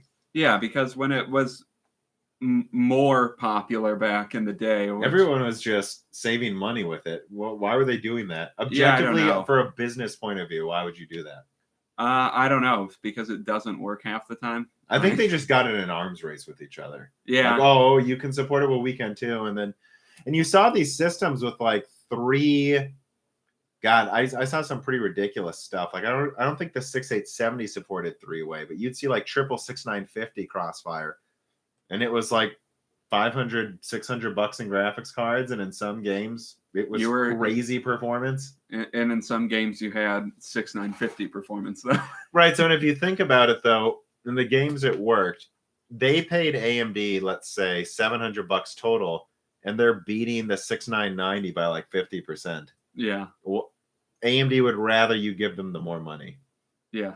So, yeah, I mean, that's why, but I hope they do that. And do I think SLI is coming back? I'm just not, I think eventually it might be a thing, but here's the problem. I think they've given up for now. It seems like Nvidia is might insist on supporting it for the 102 as a flagship argument thing, which makes sense.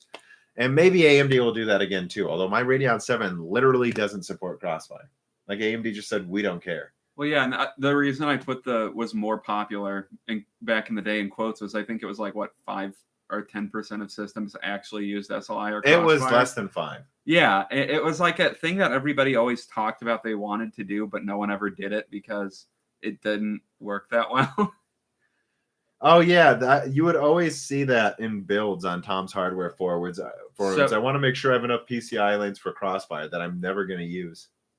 Well, then when they upgrade their system 2 years later, though, they'll need that new motherboard that might support Crossfire for them. Yeah, which I did that. We both did that. Well, we both did Crossfire in mining, though, so that makes sense. But anyways, what I'm saying is, what I'm trying to get to is I think you're going to see it in some high-end cards for now. But the fact is DirectX 12 and Vulkan can just dynamically use resources anyways. Mm-hmm. So they don't need to program it anymore. And that's what they definitely want. And then when you consider that, eventually, I think one way of scaling performance is just going to need to be smaller for less latency. So the funny thing is, by the time we might consider going back to SLI and it working well, so like in a few years when DirectX 12 is universal and works well, mm-hmm. and we have cards kind of getting to the limits of silicon on 3 nanometer, by then we might just start 3D stacking and say, nope, super APUs now. And because latency is really going to be a problem soon. It's already a massive problem. I've heard the new NV, that's why the NVLink is only on 102. Oh. Yeah. And so having that NVLink there, it's like crazy high bandwidth, low latency fabric connection. And that costs money, and that's what's required now. I mean, PCs are going to have to get smaller to reduce latency between components, I think, in about 5 years. And so the funny thing is, by the time SLI is ready, yeah, there might be a couple of years where it has this last gasp, right, of being popular. But I think after that, we're just going to go to smaller, more efficient APUs that are 3D stacked with insane IPC increases. Well, yeah. I don't know for sure, but that's kind of what I think. And like if we do in fact reach the limits of silicon, like that will be the only way to improve unless we find unless the new technologies actually pan out and can be scaled up effectively like silicon can. Yeah. It's probably going to be a combination of both. I guess we'll see. I don't know. I could see SLI coming back, but I could also see the argument that things are just going to become more heterogeneous and then that doesn't even make sense. That might be easier than switching to carbon nanotubes. Like I saw last year, there was a carbon nanotube CPU that has the equivalent amount of transistors as like an 80s silicon CPU. So yeah. We're still probably going to be using silicon for a while. Now let's make sure we didn't miss any questions. I think we did. Yes. Okay. Eddie Del Castillo writes and he says, do you guys feel Big Navi will be around 1080 Ti prices? Penny pincher as well. And as mentioned, looking to upgrade up from a 1700. I guessed right. Oh. And MSI 1080 Ti Duke. The Duke. Attempt at future proof for the last wave of AM4. Future proof is a hard argument with how fast things are innovating again, but yeah, I think there's going to be at least a cut down Big Navi stronger than a 2080 Ti for 700. I think so. I don't know for sure though. Yeah, I don't know. I mean, I think they're going to be 50% stronger than the 2080 Ti. There will be a cut down card that beats the 2080 Ti with better ray tracing, probably for 700. Yeah, that's reasonable. But yes. The answer is yes, I do. I do think there will be. I don't know for sure. And who knows? The only thing you got to worry about is if RDNA 2 is another poor Volta Vega situation. I don't think it is. But that's the only other thing I'll say is we don't know for sure yet, right? We basically have the same RDNA 2 leaks for a year. I don't know what the hell. They're working on getting the clock speeds working is what it sounds like. But let me see. Make SLI great again. Going to get an RTX 3080 Ti and 3 monitors. What resolution? 4K, bro. I think I would rather get a curved monitor though than 3. What was that called? I can't even remember. Surround or whatever. Yeah. Or Eyefinity for AMD. Yeah, that would seem like it would be jarring to do. But someone says 3080 Ti will be 700. I doubt that. I think they could consider 900. If they went to 700, RDNA 2 is an insane threat, you know. Yeah. I mean, hopefully they'll go below 1,000 at all. But I think 700 is a bit of a pipe dream. Yeah, I think it's done. I think more likely what they would do. Yeah, no, I think the deed is done. That's the prices they're keeping. Yeah. All right. Let me see what else we have. Linus sex tips. 900 is too low. What are your thoughts on RAID 0 PCIe 4.0? It's fast. I don't know much else to say. I will say with PCIe 4.0, I think just one drive for the lower latency over. Yeah, I do wonder also at some point if you're just not for sequential, you're better, but well, this boots faster than my SSD RAID did. Well, yeah. I know that's not always the case, but there is some latency penalty for doing it a little bit, I think.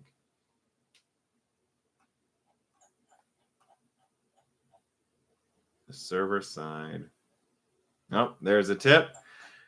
My biggest fledgling hope is that OS and software quality gets better. I think it is.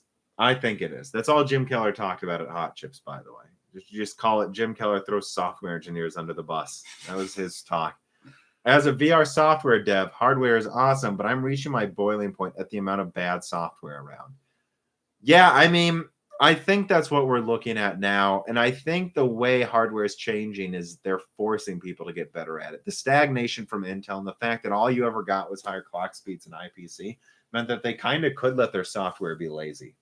Yeah, I mean, and now that we're at, I don't know when we're going to get to 128 cores, but probably next year.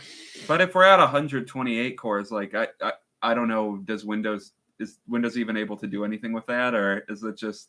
I mean, it can use 16 cores pretty well already, actually. Yeah, that's true. Well, compared to what it used to do, which was just like if I was Windows 5 years ago, Dan is processes, it'd be like you just throw stuff at me and I go, and just throw it away.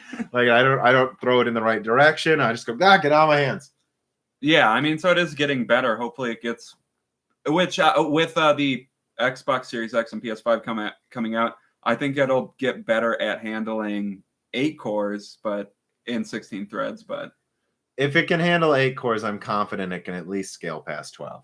Yeah. And I think we've already seen the 64 core Threadripper actually works better as a gaming CPU than people would expect. It's actually up there with the best ones. It's about 10% worse, but it's clocked lower. Well, yeah, I mean, I remember that was one of the big things was, oh, it's not completely terrible at gaming. That blew my mind. Yeah, I the know. 3990X. So I think, and if they can write it to work with a 64, I don't know why 128 wouldn't work.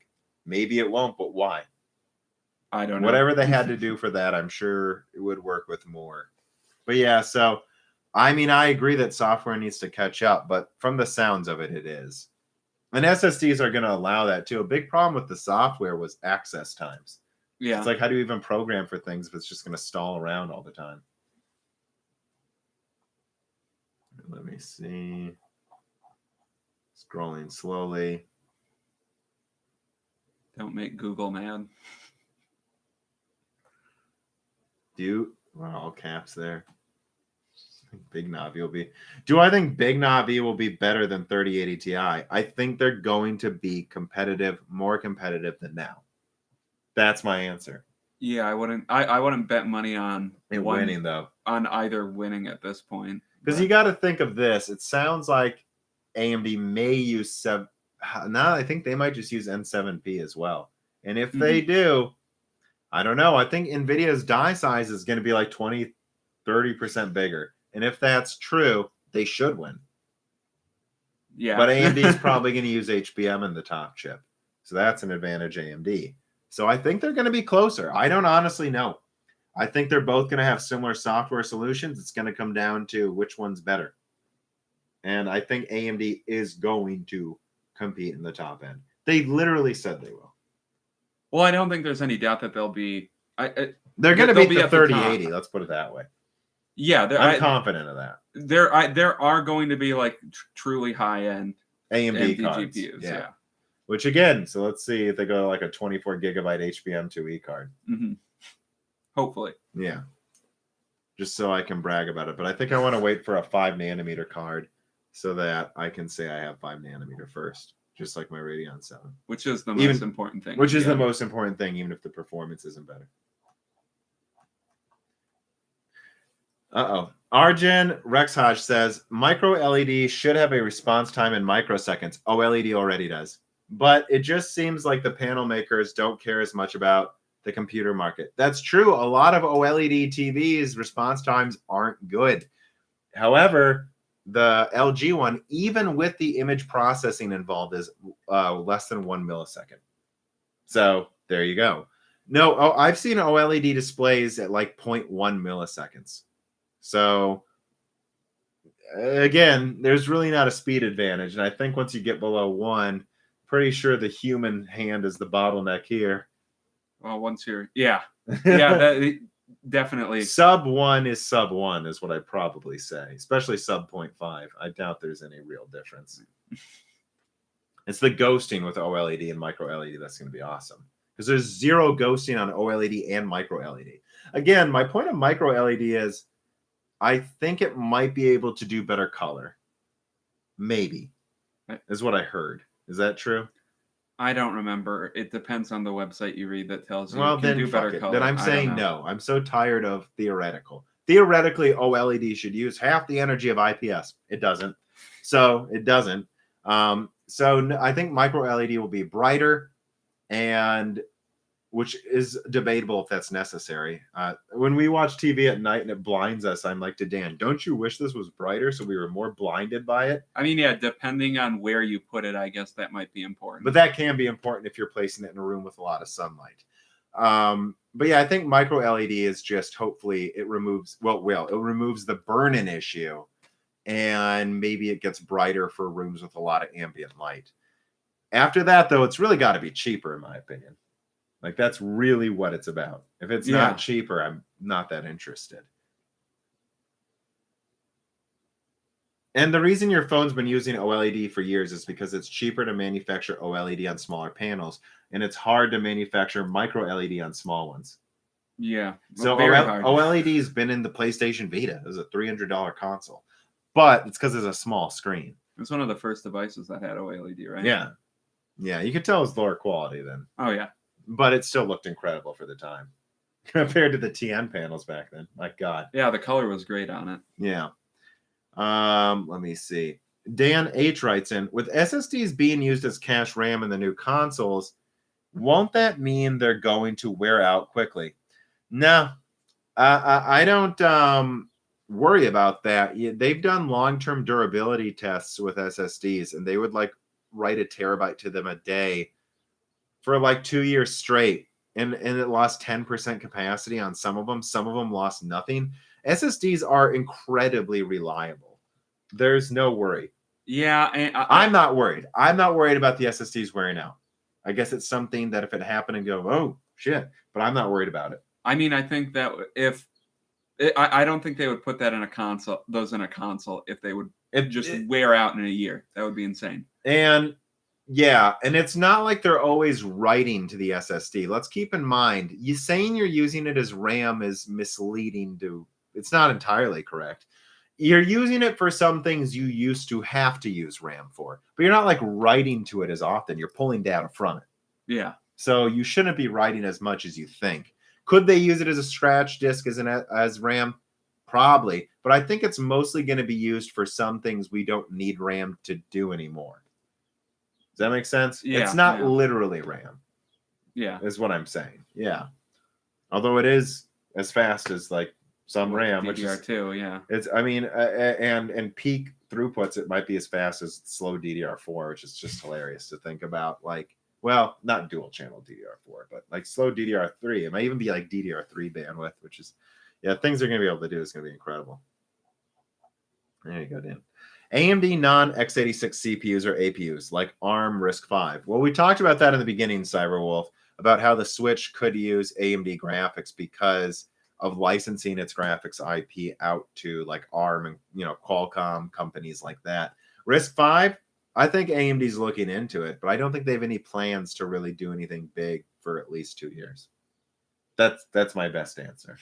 Yeah, I don't know. This is a damn, I don't know. This is an I don't know question. Eddie Del Castillo, paying for all of our beers tonight, it seems, says, my pleasure in supporting. I'm glad, man. You're tipping too much. Objectively, I think you should tip us less. Is what I'm saying.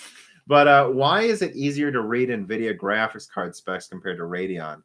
I don't know that it is easier to read. I just think NVIDIA is much better at doing most things.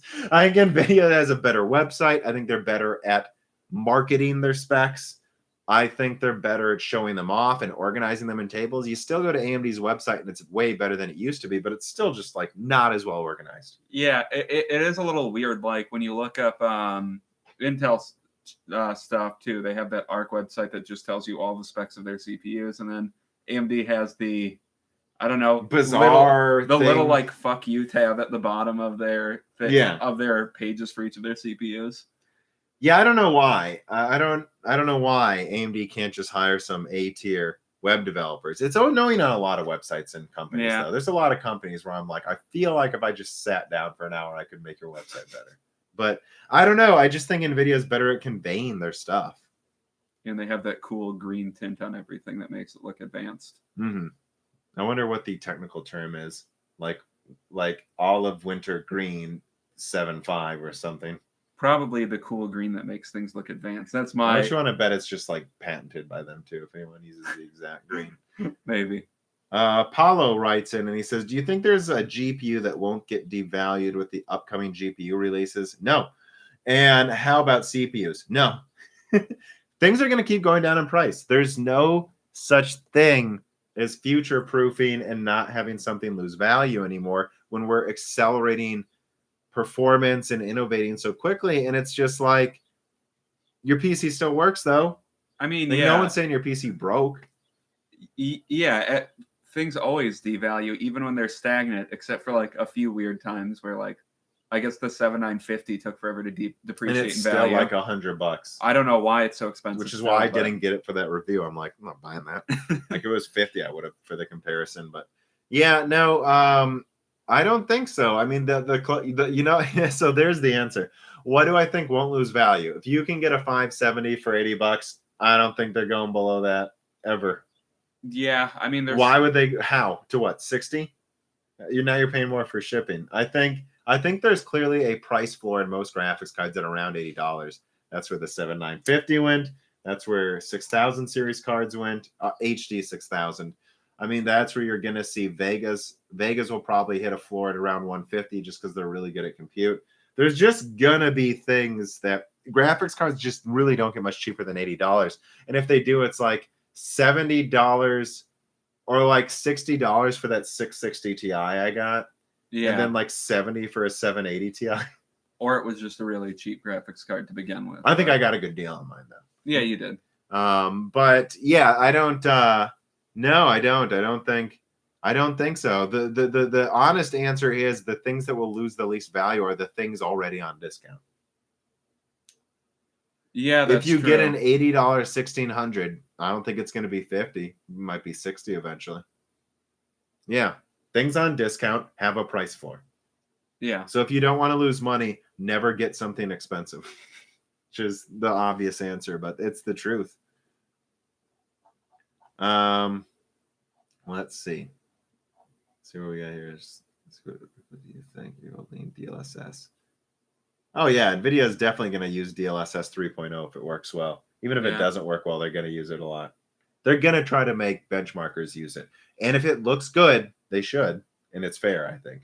But I think AMD is going to have their own answer anyways. Yeah, if it's a feature that actually truly adds value to whatever game it's running, then it's worth highlighting that it's there. Yeah. Also, a shout out to Lebo King Kilo, who sent us beers that we drank immediately. Yes, we drank those pretty fast. Thank you. We like the sours. They were good. I like the Dragon Spit. It was like 10% alcohol. Sanchez MTZ44 writes in and he says, Hot Hardware is bringing in someone from AMD next Friday. It will be interesting, guys. Okay. They've had people on there before, I think.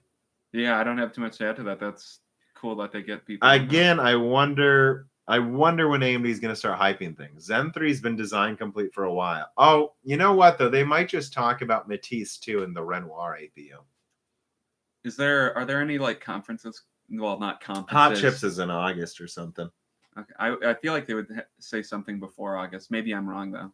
Well, there's supposed to be a bunch of things coming out from AMD in July, and I'm told it's probably higher clocked versions of Zen 2 desktop stuff, a Renoir APU, which sounds like the Renoir one's a 4700G, which makes me think, oh, so I guess no 6-core 4700, you know what I mean? Yeah. 12, you know.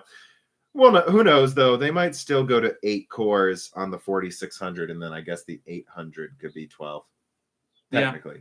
But that's what that 4700G suggests, is that AMD thinks Zen 3 is so powerful they still don't need to increase core counts, which they really don't. I don't think we. If Zen 3, I was just hoping they would. If Zen 3 doesn't have core count increases, I don't think anyone will be complaining. Not if it's 20% higher IPC, slightly higher clock speeds, and less energy usage. Yeah, it's going to be looked at as about as big as Zen 2 then, even though it's not. But that's what people will say. Let me see what else we got. Lasse Brudska Vika says, good old gamer promoted RX 480 series over 1060s because he wanted more people to buy AMD over Nvidia to increase competition. Well, I think he would say the RX 480 was a better graphics card if he was here, which I would agree with. Although I do think sometimes it's overemphasized the 1060 being worse. It really wasn't much worse. It used less energy, was a little weaker sometimes. Sometimes it was stronger, and it had less RAM. I don't think the 1060 was that bad. I just think it was dumb at 300. If it was the same price as a 480, it was like, I'd still go with the 480, but it's not terrible. I just kind of an either or. Yeah, almost. I don't know. I don't recommend people buying one thing to increase competition, though. I think I don't agree with that. I don't. You know. Sorry about your name. Yeah, how dare you have a name I can't read? No, it's not your fault about your name. It's your parents' fault. But I think you buy the best product, and I didn't buy AMD because I think I need to support AMD. I buy it because I've had horrible experiences with NVIDIA graphics cards in the past, and that's that. And I think AMD's drivers have been more reliable in my experience. Having said that, my laptop has an NVIDIA graphics card, and it's great. I say great things about it. Yeah, and See, my trouble was in the Fermi days, and I just gave them like a 5-year timeout because of how horrible Fermi was. Yeah, and AMD, at least for a bit, had some issues with drivers, and if Which those were to makes me- continue, I think I would look at Nvidia for the next card I get. Which is something to emphasize. I've had basically zero problems with AMD drivers. They were always more consistent and reliable than Nvidia for me until what happened late last year. Yeah, That was bad. But now that that's happened, I'm all of a sudden like, oh, I see AMD. Now you make bad drivers. Maybe I'll buy Nvidia. Like that really did piss me off. I mean, yeah, it was unacceptable, AMD's drivers late last year. Yeah, I don't want to put up with that bullshit, and I'll go somewhere else if you give it to me. Yeah, so I mean, like, you buy the best product, and it's not like I'm ever buying AMD to support competition. If it's a tie, even if it's a tie, there's something I can find that's better for me with one product every time. There's never been a complete tie, ever. No, that doesn't exist. And if there is a tie between AMD and Nvidia performance, what I would say the tiebreaker is AMD has a better track record of their stuff aging better. So, yeah, that's true. But that's still not supporting the underdog. It's about performance still. Yeah, and we don't know if that'll hold true forever. I mean, I don't think. Oh, I think it's starting to shift. That I think Nvidia is going to age pretty well, but I think Ampere will age pretty well. Maxwell did, so I'm not worried about Nvidia aging as much anymore. Except that I'm not buying Turing. And again, it's like Turing's not going to age badly in rasterization. It's just if they crank up RT, it might look really stupid.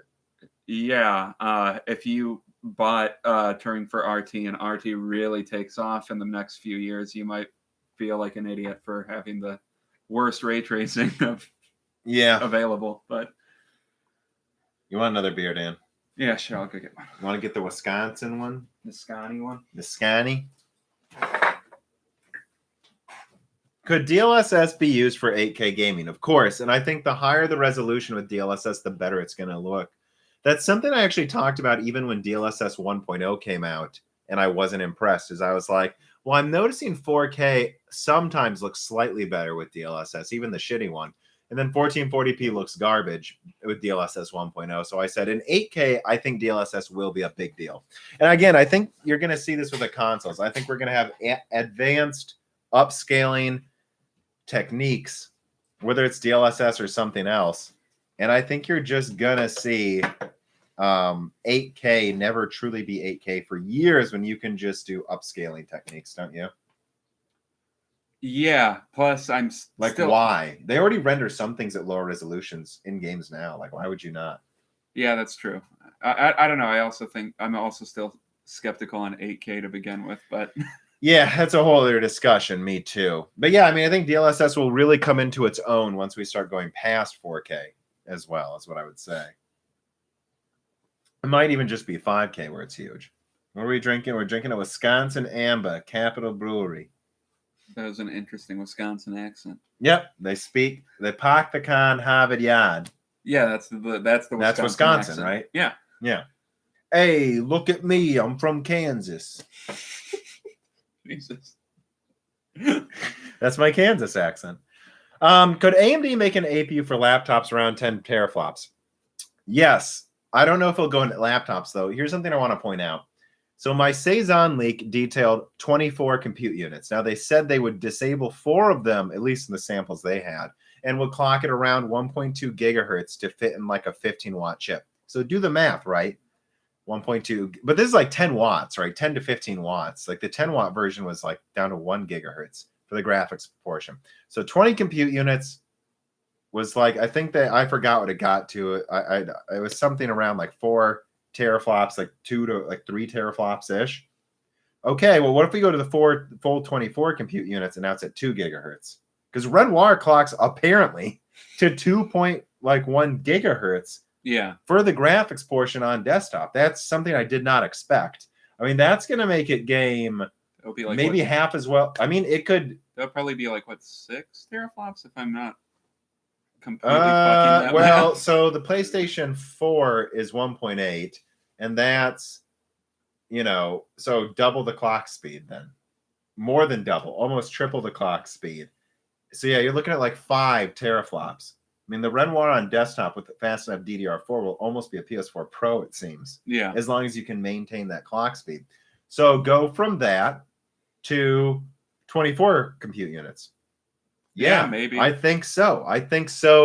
Maybe, but I don't know if in laptops because they're going to clock it a lot lower. But I think they could take Cezanne, put it on AM4 or AM5, and I think that's it. You have something as strong as like a 590, or better. You have something as strong as like a 5600. Probably in 1080p and 4K it doesn't have enough bandwidth. Yeah. But I'm saying like you could have something probably around a 1660 in an APU mid next year on desktop. And that's incredible. And that does make me curious if that does come to fruition, if we'll start seeing like the lower tier discrete market die or not. It's already rolling up and dying. Yeah, that's true. I think you're going to slowly see where APUs take over right now. APUs definitely take over anything below like the $100 graphics card market. Yeah. It used to be that they only took up everything below the $50 graphics card. Because remember, there were a lot of $50 graphics cards about 12 years ago. It's been a pretty slow march to that, though. I think it looks like it will accelerate, though, I think. Yeah. So with that in mind, I think you could see a situation where graphics cards below 180 don't make that much sense anymore. I still think for a while we're going to have $180 graphics cards. Yeah. Even just for people that don't have an APU to upgrade to with low power. But I think the newest APUs are going to, and then eventually it's going to be $200. Eventually it'll be $300 maybe. But I think that might be where it stops for a while. I really don't see it going past $400, but I do see it getting up to like $400 APUs that make everything below it look insanely dumb. And then you pay like $600 for a graphics card that's like 20% better. Mm-hmm. Like that could happen, but not for like 5 years or 6 years. I think it's just a slow march, making more and more of the low end less useful, I think. Yeah, and once it gets that strong, that's when I think I would consider doing a APU system instead and just having a super mini build if possible. But yeah, and the other thing I'll say is that's what I'm waiting for, right? I want Cezanne laptops, Zen 3 Plus laptops, whatever that'll be called, Rembrandt maybe, who knows? Yeah. Some other dork who paints stuff. All dorks. Frickin' nerd. Yeah, something like that in a laptop mid next year is what I'm waiting for. For now, I'll make do with my MX250. Yeah. You'll make do with your phone. Yeah, maybe I'll get. Well, you might get one sooner. You might actually be looking for the better stuff coming this year. Yeah, I'm gonna need to start using my laptop again. So, will you be doing more programming or less when you go into grad school? More, probably. Okay. Depending on who I end up working with, but. Which is a reminder, everyone, Dan got into grad school. Yay. Paulo writes in, do you think the new consoles will be released with some sort of DLSS? Well, they kind of already do. Like I know the PS4 Pro has a dedicated scaler chip that is meant to basically have rendered half 4K into full 4K with checkerboarding. And it does look better than when a PC does it. So, yeah. And I'm sure the next gen, I guess I don't know. I assume the next gen consoles have scalar chips as well that are advanced. Outside of that, and I know the original Xbox one definitely did so. Yeah. And those are also oftentimes in the monitors themselves now, aren't they? Or is that they're not nearly? They're not? No. Okay. TVs usually have them, and they introduce a ton of latency. Yeah. But do I think they're going to have this type of stuff? Yeah, there's a lot of solutions to this that aren't DLSS as well. There's different scaling, up-resing algorithms. Yes, I think the consoles are going to do. I think the resolution debate's over next gen. Whatever games choose to run at, that's the best graphics they could come up with, whether it's technically a resolution or not. And everything's going to be higher than 1440p, I think. And once you're at like 1800p or higher, it all looks pretty damn good, I would say. I agree. If the graphics follow that, like 1800p can look great still. Oh, it looks fine. Yeah, I'm sorry. Again, I think the graphics debate about resolution was such a last gen argument. It's only because one console was insanely weak at launch. Yeah. Let's see. We got. Do you foresee another API war between Vulkan and DXR? Honestly, I don't know. It seems like everything's just going to go to DirectX soon. Wouldn't you agree, Dan? I mean, Vulcan had a little bit, but it's not super popular anymore, is it? And I don't really see it as a war. I just think there's studios that are like, we use Vulcan. yeah, like who? Why can't I? Who makes Doom? They like Vulcan, right? Id. Yeah. And it looks excellent. I don't really see a war per se. All right, I think we're gonna stop. Yeah. Yeah, Okay. we're almost to 2 hours. We're gonna stop. If we don't stop, the YouTube will screw up. So I think now we're getting a little tired. This is the perfect time to do it. Thanks to everyone who gave us tips. Thanks to everyone who viewed. Subscribe to Broken Silicon. If all of you subscribe to Broken Silicon, I'm sure we'll get in the top 10 podcasts, and that'll bring in more viewers. Subscribe.